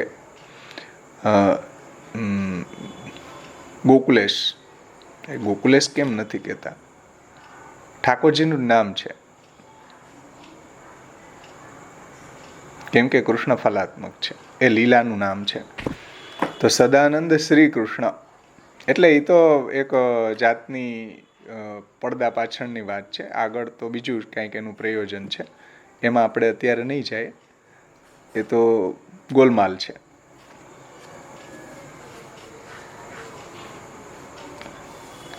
સ્પષ્ટીકરણ કરો। હે સ્પષ્ટીકરણ? હા, છેલ્લે કરીશ। અત્યારે આપણે થોડુંક આ લેવાનું છે આજે, નહીંતર રહી જશે, એટલા માટે જુઓ। કૃષ્ણ પદ છે એ સદાનંદ છે, શ્રી કૃષ્ણ પદ છે સદાનંદ। ગોકુલનાથજી શું કે જુઓ, ધ્યાનથી સમજો। કૃષ્ણ પદેન સદાનંદ ફલ રૂપ પુરુષોત્તમ ભજનસ્ય પ્રકારત્વેન ઉક્ત્વા, ગોકુલનાથજીના શબ્દો, આ ગોકુલનાથજી કહે છે, પાછા જુઓ। આ વાત બીજું કોઈ નથી કહેતું, ગોકુલનાથજી જ કહે છે। જે ગોકુલનાથજીના સેવકોને માન્ય નથી આ વાત, ગોકુલનાથજીની વાત માન્ય નથી। કેવું આશ્ચર્યની વાત છે, ગોકુલનાથજીની આજ્ઞા માન્ય નથી। એટલે હમણાં હું દીક્ષિતજી મહારાજના વચનામૃત સાંભળતો હતો, સુબોધનીજીના, એમાં એણે એક વાત કહી કે વલ્લભ વલ્લભ વલ્લભ વલ્લભ ગુણગાન કરવા વાળા જે મૂર્ખાઓ છે, ઘણું ગુણગાન કરે, પણ મહાપ્રભુજીના એક ગ્રંથ પ્રમાણે જીવન જીવતા નથી, મહાપ્રભુજીના સિદ્ધાંતના દ્વેષીઓ છે। આ જો આજથી 65 વર્ષ પહેલાના વચનામૃત છે। આવા લોકોને કોઈ દિવસ ભગવત પ્રાપ્તિ ન થાય, કે જે મહાપ્રભુજીના નામનું રટણ કરે ને મહાપ્રભુજીના સિદ્ધાંતથી વિરુદ્ધ ચાલે, આવા લોકોને ભગવત પ્રાપ્તિ ન થાય। આવા લોકો ઉપર મહાપ્રભુજી કોઈ દિવસ પ્રસન્ન ન થાય। અને એમાં થોડુંક હું એટલું એડ કરું કે આવા લોકો છે ને, મહાપ્રભુજીના ચરણ જો મુખરતા દોષ ન થાય, મહાપ્રભુજી ક્ષમા કરે, કે મહાપ્રભુજીના ચરણ પૂજે છે ને એનું શિરચ્છેદ કરે છે, સમજાય છે? કે જે મહાપ્રભુજીનું ગુણગાન કરે ને મહાપ્રભુજીની આજ્ઞાથી વિરુદ્ધ ચાલે, આ કેવો મોહ! આવા લોકોને દીક્ષિતજી મહારાજ એવું કહે છે કે આવા લોકોને ભગવત પુષ્ટિ પ્રભુ ન મળે. એટલામાં સમજી જજો કે ગોકુલનાથજી શું કહે છે. જુઓ, ગોકુલનાથજી પરબ્રહ્મ કોને કહે છે? ગોકુલનાથજી કોની સેવાની આજ્ઞા કરે છે? ગોકુલનાથજીનું મંગલાચરણ જુઓ, રોમાંચ થાય એવું આપણને. મહાપ્રભુજીમાં કેટલી નિષ્ઠા, ગુસાઈજીમાં કેટલી નિષ્ઠા છે. તો મહાપ્રભુજી અને ગુસાઈજીમાં જો ગોકુલનાથજીને આટલી નિષ્ઠા હોય તો તાત્પર્ય શું નીકળે એનું? કે આપણને પણ જો મહાપ્રભુજી ગુસાઈજીમાં આટલી નિષ્ઠા હોય તો ગોકુલનાથજી પણ આપણી ઉપર પ્રસન્ન થઈ જાય.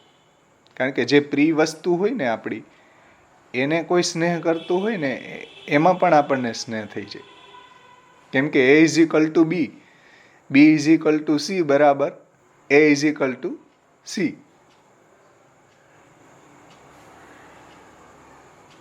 પણ ખબર નહીં, કોઈને સમજ જ ન આવે તો ભાઈ આપણે શું, એની કોઈ દવા જ નથી. જો આગળ વધીએ.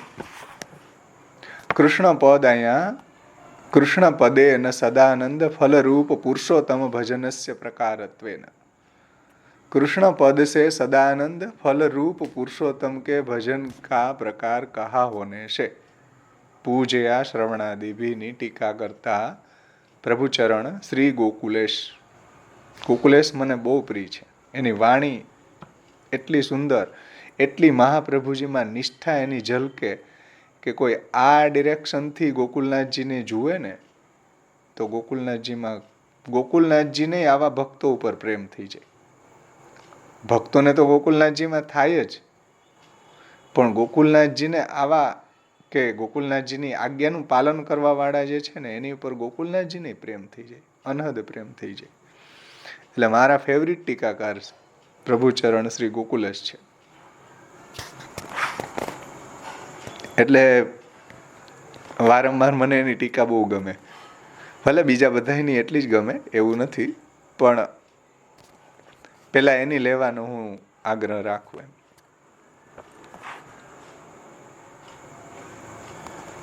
હવે જુઓ, આવા ફલાત્મક શ્રી કૃષ્ણની સેવાનો પ્રકાર શ્રી મહાપ્રભુજીએ સમજાવ્યો એવું ગોકુલનાથજી પણ કહે છે. યહાં પૂજા પદ દ્વારા વેદ में कहे गए प्रकार से पूजा विवक्षित नहीं है. અહીંયા જે શ્રી મહાપ્રભુજીએ પૂજયા શ્રવણાદિ ભી આવો શબ્દ મૂક્યો. પૂજા એટલે શું? તો પૂજા તો વેદમાં પણ બતાવી છે, તંત્રશાસ્ત્રમાં પણ બતાવેલી છે. તો પૂજાનો અર્થ અહીંયા જો વેદ ઇત્યાદિ શાસ્ત્રમાં બતાવી છે એ પૂજા અહીંયા ન લેવી. એ પૂજા વિવક્ષિત નથી. અહીંયા वेद में कही हुई पूजा पुरुषोत्तम की विभूति में पर्यवसित होने से. समझो,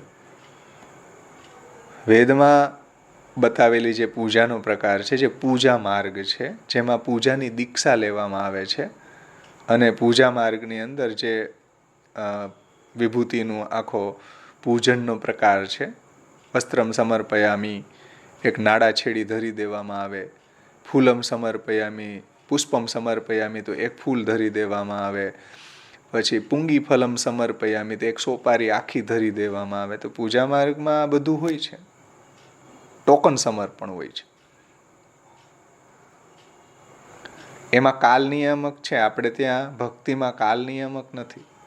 એમાં બ્રહ્મ મુહૂર્તમાં ઉઠીને દેવનું પૂજન કરવામાં આવે તો જ એ ફલરૂપતા આવે, તો એ ફલિત થાય, એમ નહીતર ન થાય. કાલ જો નીકળી ગયો તો ફલરૂપ ન થાય. આપણે ત્યાં એવું નથી. પછી એમાં વિધિ નિયામક છે, સ્નેહ નિયામક નથી. સમજાય ને વાત? તો શાસ્ત્રની અંદર જે પૂજાનો પ્રકાર બતાવ્યો છે એમાં બધા ત્રૈવર્ણિકોને જ મંત્રોચ્ચારણ દ્વારા પૂજન કરી શકે, બધા નહીં. એટલે શાસ્ત્રમાં જે પૂજાનો પ્રકાર વેદાદિ શાસ્ત્રમાં બતાવેલો છે, તો વેદ મેં કહી હુઈ પૂજા યહાં નહીં લેની. જે મહાપ્રભુજીએ પૂજ્યા શ્રવણાદિ ભી કહ્યું છે, ત્યાં પૂજાનો અર્થ શું લેવો? તો એનો ખુલાસો પ્રભુચરણ શ્રી ગોકુલેશ કરે છે કે वेद में कही हुई पूजा पुरुषोत्तम की विभूति पर्यवसित होने से, એટલે વિભૂતિ સુધી પહોંચાડનારી હોવાથી પુરુષોત્તમ સુધી પહોંચાડનારી નથી. એનો મતલબ એવો નથી કે આપણા સંપ્રદાયમાં પૂજાનો પ્રકાર નથી. આપણા સંપ્રદાયમાં પણ સંચારિતયા પૂજાનો પ્રકાર બાય એક્સેપ્શનલ છે. અને પૂજા માર્ગમાં પણ સ્નેહનો ઉપચાર નથી એવું નથી. ત્યાં પણ સ્નેહ કરવાવાળા મળી જાય. એટલે થોડુંક ઓપન બુદ્ધિ રાખીને આને સમજવું જોઈએ. આગળ જુઓ, શ્રી ગોકુલનાથજી શું કહે છે કે વેદાદી શાસ્ત્રમાં જે પૂજાનો પ્રકાર બતાવ્યો છે પુરુષોત્તમ પર્યવસાયી નથી પણ વિભૂતિ પર્યવસાયી છે. और विभूति में ही पर्यवसित होने से पुरुषोत्तम भजन में पर्यवसित नहीं है. फिर भी श्री पुरुषोत्तम भजन प्रकारों में पूजा को भी गिना होने से वह पूजा शुद्ध पुष्टि मार्गीय ही है. એટલે પુરુષોત્તમના ભજન અંતર્ગત ગણેલી હોવાથી આ જે પૂજા છે એ પુષ્ટિ માર્ગી, શુદ્ધ પુષ્ટિ માર્ગી છે. यह जानना चाहिए. અહીંયા જે મહાપ્રભુ જે પૂજા શબ્દ મૂક્યો છે એ શુદ્ધ પુષ્ટિ માર્ગી પૂજા છે. એટલે ભગવાનના ભજનના અંતર્ગત આવતી, શુદ્ધ પુષ્ટિ માર્ગી ભજન અંતર્ગત આવતી આ પૂજા છે. अतः प्रेम भरे नेत्रों से श्री कृष्ण की पूजा का विधान कर रही है. તો શ્રીમદ ભાગવતજીનું આ પ્રમાણથી એને પુષ્ટ કરે છે આ વાતને કે 21મો અધ્યાય જે છે વેણુગીતનો એમાં 11મા શ્લોકમાં આ વાત આવે છે કે ધન્યાસ્તુ મૂઢમતયોપી હરિણ્યએતા યાનંદ નંદન મુપાત વિચિત્ર વેશમ આકર્ણ્ય વેણુરણિતમ સહ કૃષ્ણ સારા પૂજામ દધુર વિરચિતામ પ્રણયાવલોકે. તો જો પૂજામ દધુર વિરચિતામ પ્રણયાવલોકે ગોપીજનો કહે છે વેણુગીતમાં. તો ત્યાં પૂજા શબ્દ આવ્યો અને ત્યાં પૂજાનો અર્થ શું લીધો મહાપ્રભુજીએ, ગુસાઈજીનો પણ ત્યાં સ્વતંત્ર લેખ છે વેણુગીતમાં. તો ત્યાં પૂજાનો અર્થ શ્રી ગુસાઈજીએ શ્રી મહાપ્રભુજીએ કઈ રીતના કર્યો એ રીતના અહીંયા કરવો. તો જે મૂઢ બુદ્ધિવાળી જે હરણીઓ છે એ પણ ધન્યાસ્તુ મૂઢમતયો, ધન્ય છે આ ગોપીજનો કહે છે. કેમ કે ધન્યાસ્તુ મૂઢમતયોપી હરિણ્યએતા યા નંદ નંદન મુપાત વિચિત્ર વેશમ. નંદ નંદનની નજીકમાં જ રહીને ઠાકોરજીના દર્શન કરે છે, નંદનંદનના દર્શન કરે છે એની નજીકમાં જ એકદમ. અને આ કર્ણ વેણુ રણિતમ સહ કૃષ્ણ સારા, અને પોતાના જે પતિઓ છે કૃષ્ણ સાર હરણો એની સાથે ઠાકોરજીની એકદમ નજીકમાં રહીને પ્રભુના વેણુનાદનું શ્રવણ કરે છે. બોલો કેટલી ધન્યતા છે. અમને તો અમારા પતિઓ ગોપ સખાઓ જે છે ભગવાનની સાથે લઈ પણ નથી જતા ત્યાં ભગવાન પાસે. એ તો ભગવાન તો સુદૂર વૃંદાવનમાં છે અને અમે તો અહીંયા ગોકુલમાં છીએ. પણ આ હરણીઓને ધન્ય છે કે એના કૃષ્ણ સાર હરણો જે છે એની સાથે ભગવાનની નજીક રહીને પ્રભુના સ્વરૂપ માધુર્યનું, સ્વરૂપ સૌંદર્યને પી રહી છે. આ કારણે વેણુ રણિતમ સહ કૃષ્ણ સારા, અને પ્રભુનું વેણુવાદન પણ શ્રવણ કરી રહી છે. દ્રષ્ટિથી પૂજા કરી છે. હા, અને પૂજામ દધુર વિરચિતામ પ્રણયાવલક. હા, પરિવારો સાથે આવી છે પાછી. હા, પરિવાર સાથે બધા આવ્યા છે. બરાબર. પ્રેમથી અવલોકન કરે છે. હે, પ્રેમથી અવલોકન કરે. હા, પ્રણયાવલોકન કરે છે. ભગવાન પણ કૃપાવલોકન કરે છે. ઠાકોરજી છે હરણીઓ ઉપર કૃપાવલોકન કરે છે અને હરણીઓ છે એ ઠાકોરજીનું પ્રણયાવલોકન કરે છે. હરણીઓ સ્વામીજીની યાદ અપાવે છે. હા, બરાબર છે. સરસ. નેત્રોની, સ્વામીજીના બોલો. બધાયને વેણુ ગીતની ખબર છે હો ભાઈ.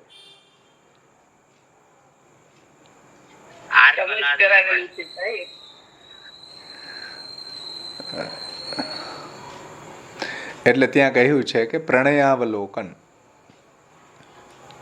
પૂજામ દધુર વિરચિતામ પ્રણયાવલોકને. એટલે ઠાકોરજીની નજીકમાં રહીને ઠાકોરજીનું જે સૌંદર્ય છે, ઠાકોરજીના જે શૃંગારો છે, ઠાકોરજીનું જે સ્વરૂપ છે એનું પ્રેમપૂર્વક નિહાળે છે એકીટસે. અને ઠાકોરજી પણ એની ઉપર કૃપાવલોકન કરે છે, કૃપાની દૃષ્ટિ કરે છે કે જુઓ કેવી હરણીઓ પાસે તો બિચારી સાધન નથી કાંઈ ભગવાનના ભજન કરવાનું, તો આંખોથી ભગવાનનું પૂજન કરે છે, આંખોથી પ્રભુને નિરખે છે. કેટલી સુંદર વાત ત્યાં મહાપ્રભુજીએ ગુસાઈજીએ સમજાવી છે.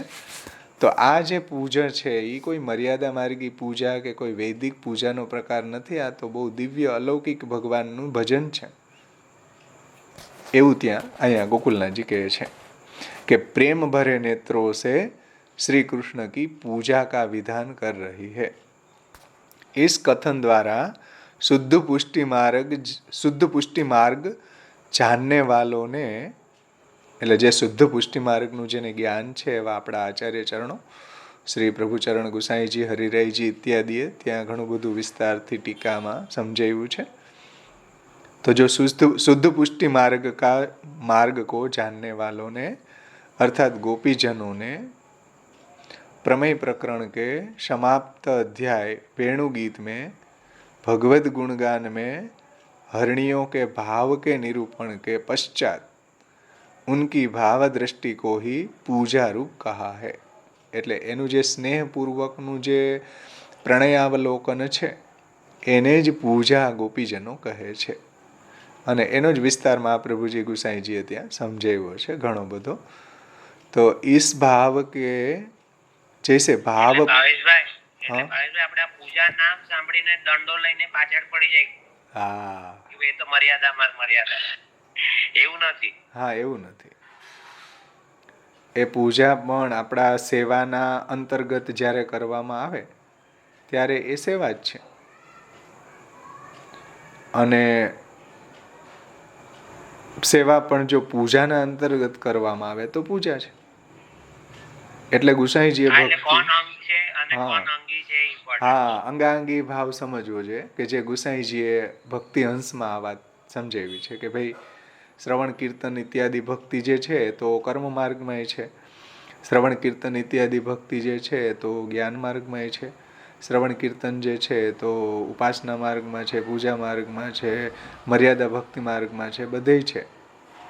તો એને આપણે પુષ્ટિ માર્ગી ભજન સમજવું તો કે ભાઈ કયા માર્ગના અંગરૂપે કરવામાં આવે છે ત્યારે એની ઓળખ એવી થાય. કર્મ માર્ગની અંદર જ્યારે કરવામાં આવે, જો કે ગોકુલનાથજી આગળ સમજાવે છે એટલે આપણે ગોકુલનાથજીના શબ્દોમાં જ આ વસ્તુને સમજશું, આગળ ન લેવાય. ગોકુલનાથજી આ સમજાવે છે આગળ ટીકામાં, આ જ રહસ્ય સમજાવે છે ત્યારે આપણે એના શબ્દોમાં સમજશું. तो इस मार्ग में भजन का साधन पूजा है, यह बताने के लिए पूजया इन शब्दों से कहते हैं. तो इस भाव के जैसे भाव पूर्वक श्री कृष्ण के भजन सेवा करनी ही पूजा द्वारा भजन है. पूजया श्रवणादि भी. यह भाव बताने के लिए यहाँ इस मार्ग के भजन का साधन पूजा है. आ मार्ग में भजन नु साधन आ पूजा है. यह बताने के लिए पूजया इन शब्दों से कहा गया है. इस मार्ग में भजन सेवा ही है. आ मार्ग में प्रभुनु जे भजन है ए प्रभुनी सेवा है. कारण के भज सेवायाम, भज धातुनो अर्थ प्रभुनी प्रेमपूर्वकनी सेवा थाय छे, जे आपणे भूमिकामां समजी गया. હવે એક વાત બીજી પણ, લાલુ ભટ્ટજી એક પૂજાનો અર્થ બહુ સુંદર કરે છે. જુઓ, લાલુ ભટ્ટજી 92માં પેજ ઉપર લાલુ ભટ્ટજી શું અર્થ કરે છે પૂજાનો. લાલુ ભટ્ટજી પૂજાનો અર્થ કરે છે કે કૈસે ભजना ऐसी आकांक्षा में पूजया श्रवणादि भी. इन श्लोक से कहते हैं कि पूजया इन शब्दों की व्याख्या करते हैं कि मंदिर मार्जनादि रूपा परिचर्या द्वारा. पूजाનો અર્થ શું કર્યો પૂજે ઇતિ મંદિર માર્જનાદિ રૂપા પરિચર્યા ઇતિ અર્થ. મંદિરનું માર્જન કરવું, ઠાકોરજીનું મંદિર છે મતલબ કે આપણા પ્રભુ જ્યાં બિરાજે છે એના મંદિર વસ્ત્ર કરવું, એના પાત્ર માંજવા. શું એવો અર્થ લાલુ ભટ્ટજી લે છે કે મંદિર માર્જન આદિ શબ્દથી બધું લઈ લેવું, કે ઠાકોરજીના વસ્ત્ર પ્રક્ષાલન કરવા, ઠાકોરજીનું મંદિર વસ્ત્ર કરવું, પછી સોહની કરવી, એ બધી સેવાને અહીંયા પૂજામાં લઈ રહ્યા છે. પૂજા ઇતિ મંદિર માર્જનાદિ રૂપયા પરિચર્યા ઇતિ અર્થ.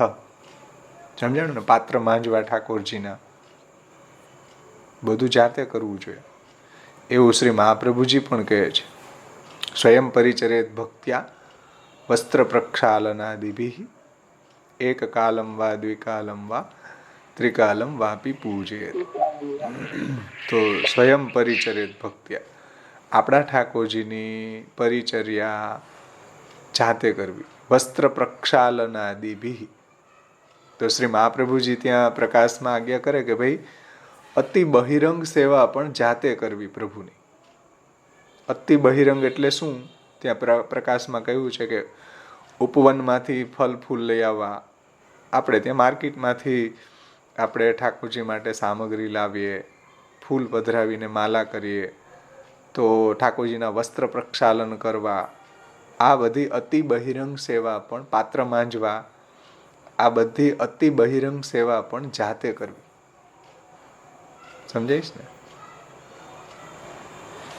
એક મથુરાના ગોસ્વામી બાલક હતા, નામ મને અત્યારે અનુસંધાન નથી, રણછોડલાલજી કે કોઈ, મને અત્યારે બહુ યાદ નથી, પણ એનો મેં પ્રસંગ સાંભળ્યો કે મંદિર વસ્ત્ર જાતે કરતા, ઠાકોરજીના પાત્ર જાતે માનતા, એટલો એને સેવાનો આગ્રહ. કોઈ મુખ્ય ભીતરિયા નહોતા રાખતા.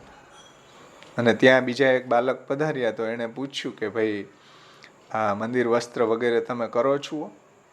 તો કે અમે નથી કરતા, કે અમારે તો બધા સેવા ટહેલવાઓ કરે. તો કે તો તમને દાસ્ય ભાવ નહીં આવે. એ મારા શ્રીએ કહ્યું કે તો તમને દાસ્ય ભાવ નહીં આવે, તમારો ઈગો છે ને એ આસમાને જ રહેશે. ઠાકોરજીનું તમે બુઆરી કરો, મંદિર વસ્ત્ર કરો, પાત્ર માંજો. આ એના વચનામૃત મેં સાંભળ્યા હતા. એ બીજા બાલકને કહેતા હતા. એ જે બાલક છે એની બધી બટાલિયન કરતી હતી મંદિર વસ્ત્ર અને એ બધું. તો એણે કહ્યું કે તમને દાસ્ય ભાવ નહીં આવે. પ્રભુની અતિ બહિરંગ સેવા પણ જાતે સૌભાગ્ય માનીને કરવી, કે પ્રભુએ મને આ સેવા આપી છે. અન્ય દેવી દેવતાઓ પણ જો તરસતા હોય સેવા માટે, આપણા વાર્તા પ્રસંગોમાં ઓલા રાસાઈ દેવીનો પ્રસંગ આવે ને કઈ 252 ચાચાજીનો 4 વૈષ્ણવ ચોથા પર સુતા એવો કઈક પ્રસંગ છે ને, રાસાઈ દેવી જલ ભરતા હતા, એવો કઈક. આ પુરોહિતના દીકરાનો એવું જ છે ને ગિરીશભાઈ? હા બરાબર, પુરોહિતનો દીકરો રાસાઈ દેવી. હા હા, તો એ જુઓ તમે, ઠાકોરજીનું જલ ભરવાની સેવા કરતા હતા કે ભાઈ અહીંયા હું તમને ન મળી શકું, અત્યારે તો મને સૌભાગ્યથી આ જલ ભરવાની સેવા પ્રાપ્ત થઈ છે, એટલે અહીંયા હું વાત કરવા એ તમારી પાસે રોકાવ નહીં. સમજો, દેવતાઓને કેટલી ડિગ્નિટી છે ભગવાનના સેવાની, ભગવાનના મહાત્મ્ય. આપણને કેમ પ્રમેયનું પરિજ્ઞાન નથી થતું, એ નથી સમજમાં આવતી. મહાપ્રભુજી એમ કે અતિ બહિરંગ સેવાએ જાતે કરવી. વસ્ત્ર પ્રક્ષાલન, પછી ત્યાં લખ્યું છે એવું પ્રકાશમાં કે ઠાકોરજી માટે મેવો પધરાવો, પછી લીલોતરી પધરાઈ આવવી, આ બધી બહિરંગ સેવા છે. જલ ભરવું, જલ ભરવાનું તો હવે રહ્યું નથી. પેલા તો શું હતું કે બધા રાઈટ, આદિ શબ્દથી મહાપ્રભુજીએ ત્યાં વાત સમજાવી કે આદિ શબ્દથી અતિ બહિરંગ સેવા પણ સ્વયં કુર્યા. અતિ બહિરંગ સેવા જાતે કરવી આપણા પ્રભુની. સમજો, અને એ મહારાજો ન કરે, એ વૈષ્ણવો કરે. કોઈ કાકા વલ્લભનો પ્રસંગ છે, કાકા વલ્લભનો બી પ્રસંગ છે ને, જાતે ચૂન કરતા હતા ને જાતે બધી સેવા બરાબર, જાતે જ કરતા હતા બધી સેવા. પહેલાના આપણા આચાર્યો બધી જાતે જ સેવા કરતા હતા. આપણા વલ્લભાખ્યાનની ટીકામાં તમે જુઓ, ગુસાઈજી શ્રીનાથજીની માલા જાતે સિદ્ધ કરતા હતા. વલ્લભાખ્યાનમાં આવે, ફૂલ ફેંટે ભર્યા વચન વાઘા તણા. હા, જુઓ, ગોબર સંકેલવાની સેવા જાતે કરતા ભાઈ. આટલા દ્રવ્ય સંપન્ન હતા શેઠ પુરુષોત્તમદાસ, છતાંય ઠાકોરજીની સેવા તો જાતે કરતા. એટલું જ નહીં, ગાયની સેવા જાતે કરતા.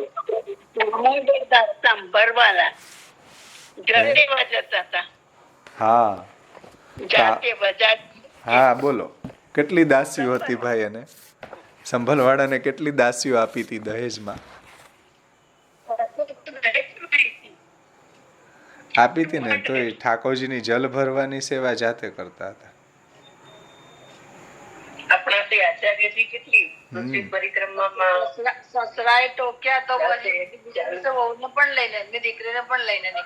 હા, સસરાએ કીધું કે ભાઈ તમે જલ ભરો તો અમને શરમ આવે, તો બીજે દિવસે એના વાઈફને પણ ભેગા લીધા.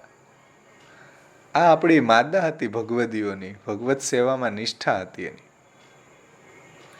ભાગવતજીની અંદર એ આવે કે રૂકમણીજી હતા ને, ઠાકોરજીની બધી સેવા જાતે કરતા. કોઈ દાસીઓ, હજારો દાસીઓ હતી ત્યાં તો મહેલમાં, પણ પ્રભુની સામગ્રી સિદ્ધ કરવી, પ્રભુને પંખો કરવો, પ્રભુની સૈયા સવારવી, બધી સેવા રૂકમણીજી ઠાકોરજીની જાતે કરતા. ચરણ સેવા જાતે કરતા, કોઈ દાસીઓ પાસે ન કરાવતા. 12 પ્રકારની સેવા બતાવી છે હે કે જાતે જ કરતા. એટલે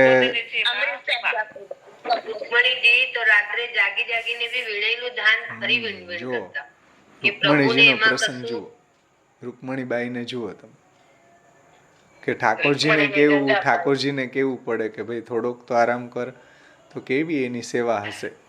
આપણને રોમાંચ થાય કે ગુસાઈજીને ઠાકોરજી એમ કહેતા હોય કે રૂકમણીજીના ઋણમાંથી હું મુક્ત ન થઈ શકું, તો કેવી સેવા કરી હશે ભગવદીઓએ. કે જેવું ઠાકોરજીએ ગોપીજનોને કહ્યું કે હજારો વર્ષથી પણ હું તમારા સેવાનો બદલો ન ચૂકવી શકું, ન પારીએ.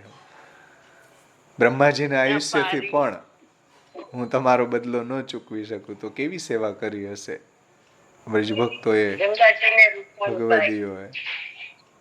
તો આ આપણા પૂર્વજો છે, આપણે એની પાસેથી આ લેવું જોઈએ ભાઈ. જે આપણા ટીકાકારોય કહે છે, આ જ રહસ્ય અહીંયા સમજાવે છે. ખેર, ચલો મૂળ વિષય ઉપર આપણે આવીએ. જુઓ, લાલુભટ્ટજી પૂજાનો અર્થ એમ કરે છે કે ઠાકોરજીની પરિચર્યા કરવી. આ ખૂબ જાણવું જરૂરી છે. આપણને પ્રમેયનું પરિજ્ઞાન નથી ને, એટલે આપણે બીજા દ્વારા કરાવી લેતા હોઈએ, પણ જાતે કરવાનો આગ્રહ રાખવો જોઈએ. આપણો દેહ જ્યાં સુધી ચાલે છે ત્યાં સુધી. નથી ચાલતો તો હરી ઈચ્છા પછી આપણે જે રીતના સેટિંગ થાય એ રીતના કરાવી લઈએ, એમાં કંઈ વાંધો નહીં. પણ આપણો દેહ જ્યાં સુધી ચાલે ત્યાં સુધી આપણે આપણા ઠાકોરજીની સેવા જાતે જ કરવી જોઈએ. સ્વયં પરિચરેત ભક્ત્યા, જાતે જ પ્રભુની સેવા કરવી. વસ્ત્ર પ્રક્ષાલનાદિભિ એક કાલમ દ્વિકાલમ વા ત્રિકાલમ વાપી પૂજેત. એ પછી જેવી, હવે કેટલો કાલ કરવી, આવો પ્રશ્ન કોઈને થાય તો શ્રી મહાપ્રભુજી કહ્યું કે એક કાલ કરી શકો. એક કાલ એટલે શું કે સવારની સેવા. 2 કાલ એટલે શું તો કે બપોર સુધી. અને ત્રિકાલ એટલે શું તો કે સવાર બપોર સાંજ. ત્રિકાલ પણ કરી શકો. જેવી જેની અનુકૂળતા. અલ્પમ બહુવા ન પ્રયોજકમ સેવા સ્વયોગ્ય અનુસારેણ. સેવા આપણી યોગ્યતા પ્રમાણે કરાય. વધારે કરો કે ઓછી મહત્વનું નથી, આપણી યોગ્યતા પ્રમાણે થવી જોઈએ. ક્લેશ ન થવો જોઈએ, આનંદ આવવો જોઈએ. શ્રમ થાય તો વાંધો નહીં, પણ ક્લેશ ન થવો. શ્રમ થાય તો વાંધો નહીં, પણ ક્લેશ ન થવો જોઈએ. આપણો શ્લોક આવી ગયો, બહુ સુંદર. યશોદાજી છે એ ઠાકોરજી માટે દહીં વલોવતા હતા, દૂધ માખણ કાઢતા હતા, તો ઘણો બધો પરિશ્રમનું વર્ણન ભાગવતમાં આવે છે 9મા અધ્યાયમાં. અદ્ભુત વર્ણન આવે છે. ત્યાં મહાપ્રભુજીએ બહુ સુંદર એક વાત સમજાવી છે કે યશોદાજીને શ્રમ થઈ રહ્યો છે ઘણો, પણ હૃદયમાં આનંદ છે, હૃદયમાં ક્લેશ નથી. એટલે શ્રમ થાય એમાં વાંધો નહીં, તો થાય ને. ઘણામાં આપણને લોકમાં ઘણો બધો શ્રમ આપણે કરીએ જ છીએ, પણ ભગવત સેવામાં ક્લેશ ન થવો જોઈએ. કારણ કે પ્રભુની સેવા જે છે એ આનંદાત્મક છે. આનંદૈક સ્વરૂપાત ત્વદધિ ભૂ યદભૂત કૃષ્ણ સેવા રસાબ્ધિ ચાનંદૈક સ્વરૂપસ્ તદખિલ મુચિતમ હેતુ સામ્યમ હિ કાર્ય. તો મહાપ્રભુજી આનંદરૂપ છે, ને મહાપ્રભુજીએ પ્રગટ કરેલો સેવાનો સાગર પણ એટલો જ આનંદરૂપ છે. એટલે ક્લેશ થાય એવું ન કરવું જોઈએ. શ્રમ થાય એનો વાંધો નહીં, એ તો બહુ આનંદની વાત છે, પણ ક્લેશ ન થવો જોઈએ, આનંદ આવવો જોઈએ સેવામાં. એટલે આપણી યોગ્યતા પ્રમાણે સેવાનો પ્રકાર ગોઠવવો જોઈએ. બીજાની દેખાદેખીથી કે આ આટલું કરે તો આપણે આટલું કરવું, ને પછી ઉદ્વેગ થાય, ટેન્શન થાય, ક્લેશ થાય કે હવે જો ને આ સાંજનો પ્રકાર ગોઠવો છે તો ક્યાંય બેસવાય નથી જવાતું, એમ કહેવાય. એક બેન કહેતા હતા કે હવે સાંજનું ગોઠવું છે, અમે સેન કરાવીએ છીએ, તો હવે જો અમારે ક્યાંય બેસવા જવાનો મેળ નથી આવતો. અરે ભાઈ, બેસવા નથી જવું એટલે સાંજનો સેવાનો પ્રકાર કર્યો. સાંજનો સેવાનો પ્રકાર કર્યો એ બહુ ઉત્તમ છે કે બેસવા નથી જવાતું હવે એની પ્રોબ્લેમ છે? સમજીશ ને વાત? એટલે એવું શા માટે થાય છે એનું કારણ જ આ ફલરૂપતા કેમ નથી લાગતી. એટલે ગોકુલનાથજીને આ સમજાવવું પડે કે ફલરૂપ નથી માનતા, પ્રમેયનું પરિજ્ઞાન નથી, એટલે ફલાનુભવ નથી થતો. એના કરતાં ભાઈ તમારું જેટલું સામર્થ્ય હોય એટલી કરો, આનંદથી કરો, મહાપ્રભુજીની આજ્ઞા પ્રમાણે કરો, ષોડશ ગ્રંથ સમજીને કરો. એ બહુ ઇમ્પોર્ટન્સ છે. ભલે થોડી કરો, અલ્પમ બહુવા ન પ્રયોજકમ. વધારે કરવી કે ઓછી એ મહત્વનું નથી. સ્વયોગ્ય અનુસારેણ આપણી શારીરિક કન્ડિશન, આપણી આર્થિક પરિસ્થિતિ, આપણી પારિવારિક પરિસ્થિતિ, આપણી બધી જ પાસાઓનો વિચાર કરવો જોઈએ. અને શ્રી મહાપ્રભુજી તો ઘરે પધારીને 10 દિવસ રોકાય, 12 દિવસ, 15 દી, મહિનો દી રોકાય તો બધું સરાઉન્ડિંગ જોઈ લેતા કે ભાઈ આને કેવો સેવા પ્રકાર સમજાવવો. આપણી પરિસ્થિતિ શું છે એ આપણે જ જાણતા હોય, અને આપણા ભેગા રહીએ એને ખબર હોય, બધાને ખબર ન હોય. મારા એક વૈષ્ણવ જાણીતા છે, એને ત્યાં કોઈ મહારાજ પધાર્યા અને એને કહ્યું કે જો આટલી સેવા કરવાની, 8 વાર જારીજી ભરવાના, આટલો તો ભોગ ધરવાનો જ, આટલી આરતી કરવાની જ, આટલી વાટ રાખવાની જ. હવે એ તો નવા બિચારા વૈષ્ણવ હતા, ને બેન જ્યારે છુવાણા તો ભાઈને આજીવિકાએ જવાનું હોય સવારમાં 9 વાગે 8 વાગે, તો આટલી સેવા પહોંચે તો એ હું આજીવિકાએ ક્યારે જાઉં? એટલે મહારાજો તો આવી રીતના એને એની સામર્થ્યનો વિચાર કર્યા વગર ઘણો બધો ઉપદેશ તો આપી દીધો, પણ ભાઈનો જ્યારે વારો આવ્યો ત્યારે તો બહુ ઉદ્વેગ થઈ ગયો, ટેન્શન થઈ ગયું, ક્લેશ થઈ ગયો, અભાવ આવવા માંડી જાય. મેં કીધું ભાઈ એવું ન હોય, તમે શાંતિથી સેવા કરો, જેટલી થાય એટલી. ઠાકોરજીને તમે સૂક્ષ્મ પ્રકાર રાખો, એટલો બધો પત્ની હોય ત્યારે તો ઘણી બધી સામગ્રી કરતા હોય, એટલો ન રાખો. તમારાથી જેટલું બની શકે એટલું પ્રભુને ધરાવીને તમે સેવા કરી શકો છો. 8 વખત જારીજી ભરવાની જરૂર નથી. પછી તમારે 8 વાગે 7 વાગે કામ ઉપર જવું હોય ને એટલી તમે સેવા જે મહારાજ બતાવી ગયા એટલી કરો, તો પછી તો ટેન્શન થાય ને. સેવાના કારણે ટેન્શન થાય, સેવાના કારણે ક્લેશ થાય. આનંદ આવવાને બદલે ક્લેશ થઈ જાય. સેવા કેમ થઈ ગઈ?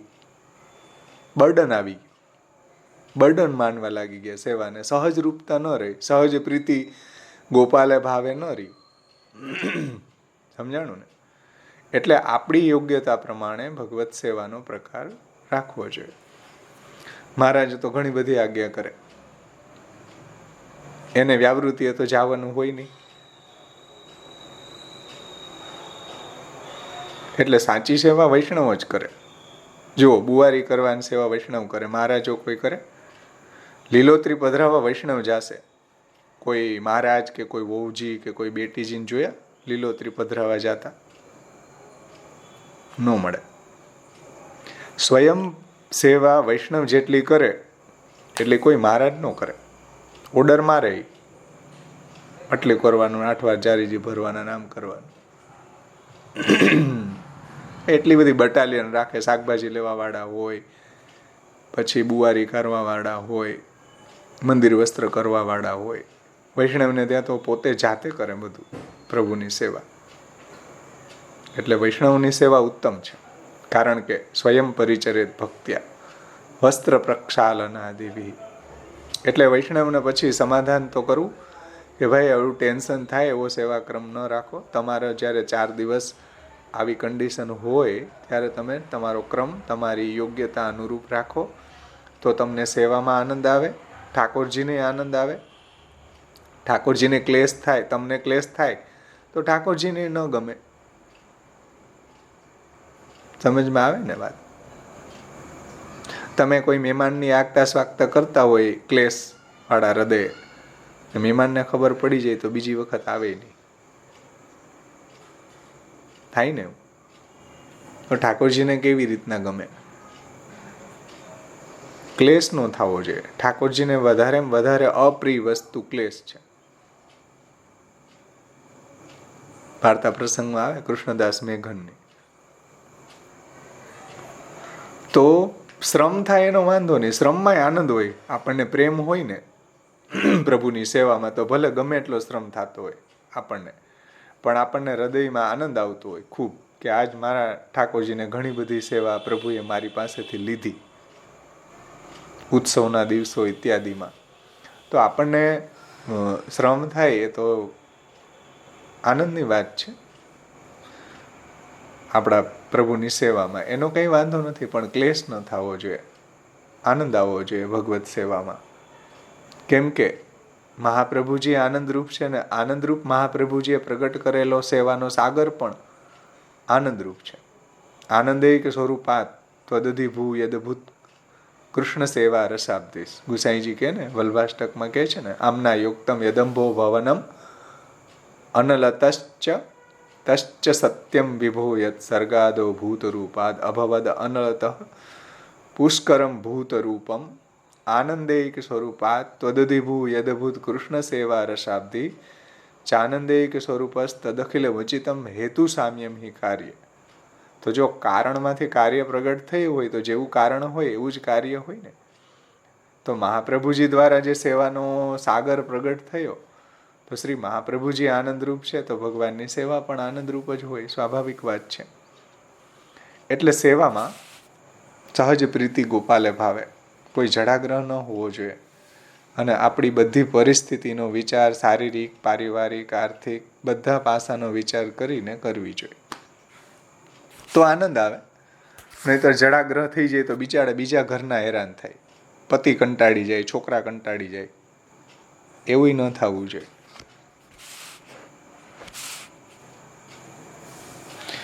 ખેર, ગોકુલના લાલુ ભટ્ટજી શું કહે છે? જો પૂજયાનો અર્થ કરે છે મંદિર માર્જનાદિ રૂપયા પરિચર્યા ઇતિ એવ અર્થ. એટલે મંદિરનું માર્જન કરવું પરિચર્યા દ્વારા, યહ અર્થ કિયા હૈ. અને પછી જુઓ શ્રવણાદિનો અર્થ શું કર્યો લાલુ ભટ્ટજીએ? પૂજયા શ્રવણાદિભિ. શ્રવણાદિ એટલે શ્રીમદ ભાગવતોક્ત 10 વિધ લીલા યુક્તસ્ય ભગવતઃ શ્રવણાદિભિ ઇતિ અર્થ. શ્રવણાદિ એટલે શું કરવું? શ્રીમદ ભાગવતોક્ત 10 વિધ લીલા યુક્ત, ભગવાનની 10 લીલાનું શ્રવણ કરવું, નહીં કે 10મ સ્કંધનું. અને એમાંય પાછું તામસ પ્રકરણ, અને એમાંય પાછું તામસ ફલ પ્રકરણ. એવું નથી કહેતા લાલુ ભટ્ટજી. જુઓ, પૂજયા શ્રવણાદિભિનો અર્થ કરે છે શ્રીમદ ભાગવતોક્ત 10 વિધ લીલા યુક્તસ્ય ભગવત. 10 વિધ લીલા કરવા વાળા ભગવાન, એનું શ્રવણ કરવું, તો પ્રમેયનું પરિજ્ઞાન થશે. તો સેવાની ફલાનુભવ રૂપતા આવશે. પ્રમેય પરિજ્ઞાનં ચ ફલાનુભવ રૂપ. સ્વર્ગથી આશ્રય સુધીની લીલા. હા, અત્રો સર્ગ વિસર્ગ સ્થાન પોષણ મૂતય મન્વંતર ઈશાનુકથા નિરોધ મુક્તિરાશ્રય શ્રવણ. સમજાણું ને? ઓબ્સેશન થઈ જાય આપણને એક લીલાનું, એવું ન થવું જોઈએ. એ બધી લીલાઓ છે સાંકળોની જેમ ગોઠવાયેલી છે. એ રીતના જો આપણે મહાપ્રભુજીએ જે રીતના આપણને ભાગવતાર્થ નિબંધ, પુરુષોત્તમ સહસ્ત્રનામ, ત્રિવિધ નામાવલી ઇત્યાદિમાં જે રીતના ભાગવતનું શ્રવણ કરવાનું કહ્યું છે એ રીતના કરીએ તો આપણને પ્રેમણોન્યત સાધનમ લોકે નાસ્તિ મુખ્ય પરમ મહત. એકવાર ભાગવતનું અનુશીલન કરવાથી જ ભગવાનમાં એવી સુદૃઢ ભક્તિ સિદ્ધ થઈ જાય. કેમ કે ભગવાનમાં પ્રેમ પ્રગટ કરવાનું એકમાત્ર સાધન ભાગવત છે, એવું મહાપ્રભુજી નિબંધમાં કહે છે. પ્રેમણોન્યત સાધનમ લોકે નાસ્તિ મુખ્ય પરમ મહત શ્રી ભાગવતમેવાત્ર પરમ તસ્ય હિ સાધનમ. એટલે ભાગવતની બધી લીલાને સમજવી, મહાપ્રભુજીએ જે રીતના સમજાવી એ રીતના સમજવી. એવું લાલુ ભટ્ટજી કહે છે કે શ્રીમદ ભાગવતોક્ત દશવિધ લીલા યુક્તસ્ય ભગવતઃ શ્રવણાદિભિ ઇતિ અર્થઃ. પૂજયા શ્રવણાદિભિ. પૂજાનો અર્થ લીધો મંદિર માર્જનાદિ પરિચર્યા. શ્રવણાદિભિનો અર્થ લે છે લાલુ ભટ્ટજી ભગવાનની દશવિધ લીલાઓનું શ્રવણ કરવું. દશવિધ લીલા કરવા વાળા ભગવાનનું શ્રવણ કરવું, એવું કહે છે. સમજમાં આવ્યું ને? श्रीमद् भागवत में कहे 10 विध लीला युक्त भगवान के श्रवणादि द्वारा, यह अर्थ है.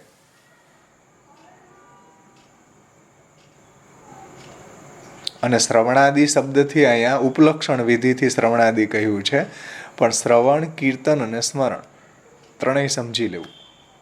શ્રવણ, સ્મરણ અને કીર્તન. જેનું શ્રવણ કર્યું એનું સ્મરણ કરવું, જેનું સ્મરણ કર્યું એનું કીર્તન કરવું. કીર્તન કરવું એટલે સત્સંગ કરવું. આ રીતના પૂજયા શ્રવણાદિભિ, એવું લાલુ ભટ્ટજી કહે છે.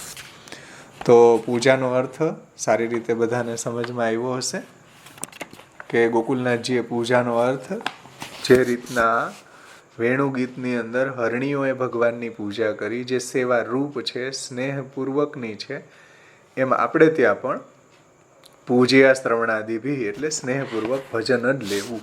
પૂજાનો અર્થ અહીંયા ભજન હે, એવું શ્રી ગોકુલનાથજી કહે છે. યહાં ભાવેશભાઈ, આમાં શ્રવણાદિભિ જે લખ્યું છે એમાં દસધા ભક્તિ નહીં લેવાય? દસધા ભક્તિ તો આવી ગઈ ને આગળ, એમ કહ્યું નવધા ભક્તિ.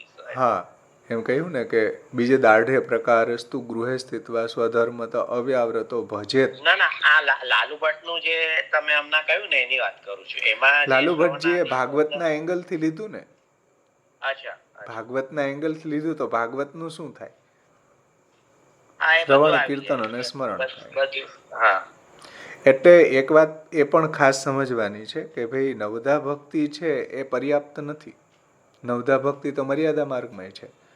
નવધા ભક્તિ જે છે, હા, એટલે નવધા ભક્તિ છે એમાં આપણો સર્વ સેવાનો પ્રકાર કન્ફાઈન નથી. એટલે મહાપ્રભુજીએ તનુ વિતજા કહ્યું. સમજો, નવધા ભક્તિ તો પૂજા માર્ગની અંદર કરી શકાય. સમજો, શ્રવણ, કીર્તનમ, વિષ્ણુ સ્મરણમ, પાદ સેવનમ, અર્ચનમ, વંદનમ, દાસ્ય, સખ્ય, આત્મનિવેદનમ. એટલું પર્યાપ્ત આપણે ત્યાં નથી. આપણે ત્યાં ટોટલી સમર્પણ છે, સર્વસ્વનું સમર્પણ છે, અને સ્નેહપૂર્વક અને સ્નેહપૂર્વક છે. એટલે સ્વતનુ વિત્ત સર્વસ્વનું સમર્પણ છે. કેવલ નવધા ભક્તિ કોઈ કરતા હોય તો એમાં જરૂરી નથી કે બધું સમર્પણ આવે, સર્વસ્વનું સમર્પણ આવે એવું જરૂરી નથી. એટલે નવધા ભક્તિ જે છે ને એ આપણે ત્યાં પારિભાષિક અર્થ છે. હા, એટલે આપણી જે 10મી પ્રેમ લક્ષણા ભક્તિ તો નવધા ભક્તિમાં આવતી નથી, એના ઉપરની છે, ઉપરનો સ્ટેજ છે. એટલે નવધા ભક્તિ છે એ પર્યાપ્ત નથી. એટલે એ બધું એ દસધા ભક્તિ નો અંગ, એટલે it is part of the part of the પ્રેમલક્ષણા સેવા. ભક્તિ. આપણી હા. ભક્તિમાં આ ભક્તિનો અનુભાવ છે. રસશાસ્ત્રની ભાષામાં સમજવું હોય તો પ્રભુની સેવાનો અનુભાવ કઈ રીતના પ્રગટ કરવો. પ્રભુમાં આપણને પ્રેમ છે તો આપણને પ્રભુનું શ્રવણ ગમે, પ્રભુના નામ રૂપ ગુણ લીલા ચરિત્રોનું 10 લીલાનું આપણને શ્રવણ ગમે.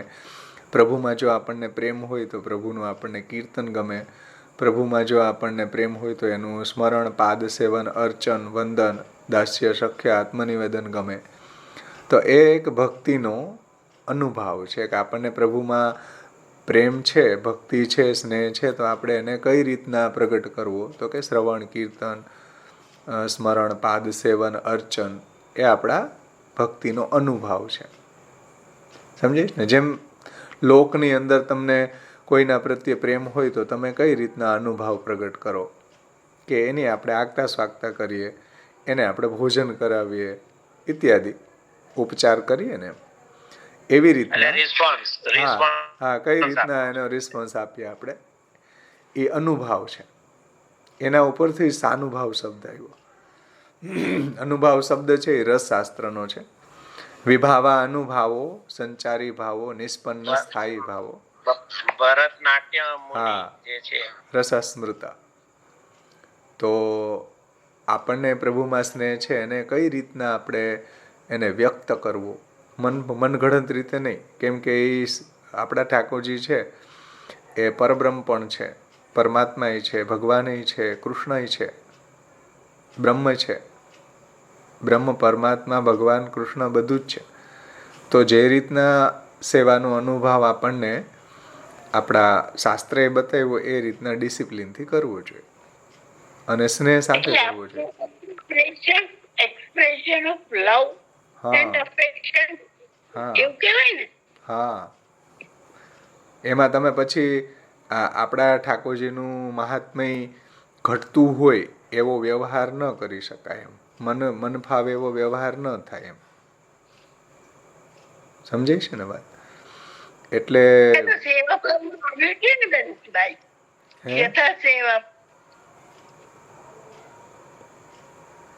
આપણા ઠાકોરજીનું મહાત્મ્ય ડાઉન થતું હોય એવો વ્યવહાર આપણે ન કરી શકીએ.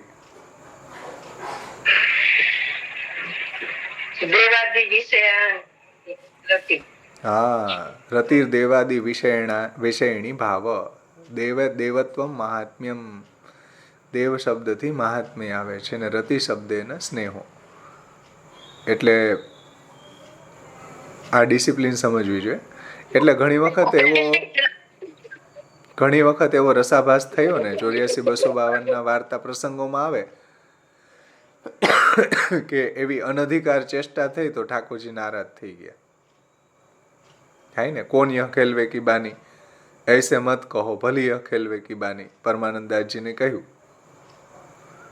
કેમ દામોદર દાસ એમાં થાય છે સંભરાવામાં કે પેલું બગાડી દે છે તો કે ભગવાન એટલું ધ્યાન નથી.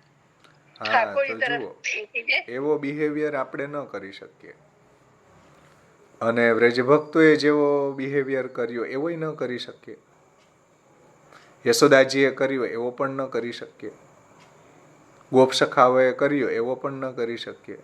એટલે શ્રી મહાપ્રભુજીએ પુષ્ટિ સંપ્રદાયનું મંગલાચરણ યમનાષ્ટકથી શરૂ કર્યું.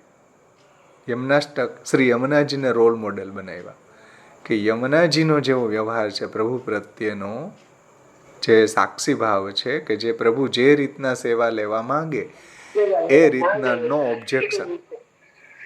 સમજો, ઠાકોરજી યમુનાજીના તટ ઉપર લીલા કરે તો ઠાકોરજી યમુનાજી એને પણ એન્જોય કરે, એનો પણ આનંદ લે. ઠાકોરજી યમુનાજીના તટ ઉપર લીલા ન કરી અને વૃંદાવનમાં સુદૂર લીલા કરે તો યમુનાજી એનો પણ વિપ્રયોગ કરે. નો ઓબ્જેક્શન. બધાએ સ્વામીનીઓ માન કર્યું હોય પણ યમુનાજીએ કોઈ દી પ્રભુ સાથે માન નથી કર્યું. હા, એટલે યમનાષ્ટકની ટીકામાં જો કે આ બધું વિસ્તારથી સમજાવ્યું છે હરિરાયજી, પુરુષોત્તમજી, દ્વારકેશજીએ.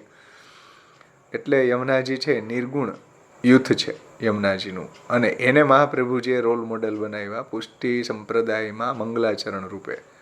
કે યમુનાજીનો જે નિર્ગુણ ભાવ છે એવો ભાવ એવી પ્રભુમાં સ્નેહ, એવી બધાને ભક્તિ. લઈ લીધા હતા, બધા હે સખાઓ બધાને લઈ લીધા હતા. હા, બધા સખાઓ જે છે યશોદાજી, એને ભગવાનની સાથે એવો વ્યવહાર કર્યો કે જે આપણે ત્યાં એલાવ નથી. ઉહા ભગવાન શ્રી દામા પરાજિત. શ્રીદાનો. શ્રીદામા ઠાકોરજીના ખંભા ઉપર બેસી ગયા. યશોદાજી પણ બાંધ્યા હતા. હા, તો આપણે ઠાકોરજીને બાંધી ન શકીએ. સમજાણું? વ્રજ ભક્તોએ ટોટીકાવ કર્યો છે. હા, વ્રજ ભક્તોને ઠાકોરજીમાં કિતવ યોષિત કસ્ત્ય જન્નિસી. તમે કપટી છુઓ ને તમે ઘણા બધા શબ્દો જે આપણે ન કહી શકીએ. ગોપીજનને તો ઘણો શબ્દો કહે છે. હા, હે કિતવ યોષિત કસ્ત્ય જન્નિસી. અરે ગોપીજનો ઘણી વખત એવું કહું. હા, તો એટલે મહાપ્રભુજીએ ષોડશ ગ્રંથના મંગલાચરણમાં કોઈ યશોદાષ્ટક કે કોઈ વ્રજ ભક્તાષ્ટક કે કોઈ ગોપાષ્ટક ન કહેતા યમનાષ્ટક કેમ કહ્યું? કેમ કે યમુનાજીનો નિર્ગુણ ભાવ છે, જે આપણા માટે રોલ મોડેલ છે કે પ્રભુની સામે ક્યારેય એવો પ્રોઢિભાવ પ્રગટ ન કરવો, એવો માનભાવ પ્રગટ ન કરો. પ્રભુ જે રીતના આપણી સેવા લેવા માંગે,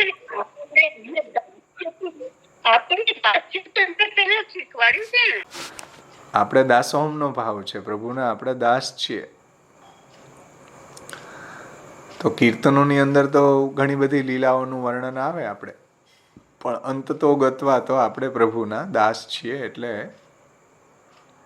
ઠાકોરજીને સેવામાં અંતે તો આપણે પ્રભુને દંડવત પ્રણામ કરીએ છીએ. હોળી ખેલના દિવસોમાં પણ ઠાકોરજીને પાછા આપણે ખેલાવી લીધા પછી દંડવત પ્રણામ કરીએ છીએ. ચરણને ઢાંકી દઈએ છીએ.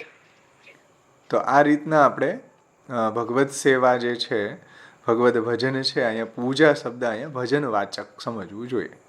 અહીંયા આપણો સમય થઈ ગયો. આવતે વખતે કોઈના કંઈ પ્રશ્ન હોય તો પૂછી શકો છો, આપણે આગળ લેશું. કોઈના પ્રશ્ન હોય તો આપણે આવતા વખતે લેશું. સમયના કારણે આપણે સમાપન કરીએ છીએ. આશ્રયનું પદ બોલી.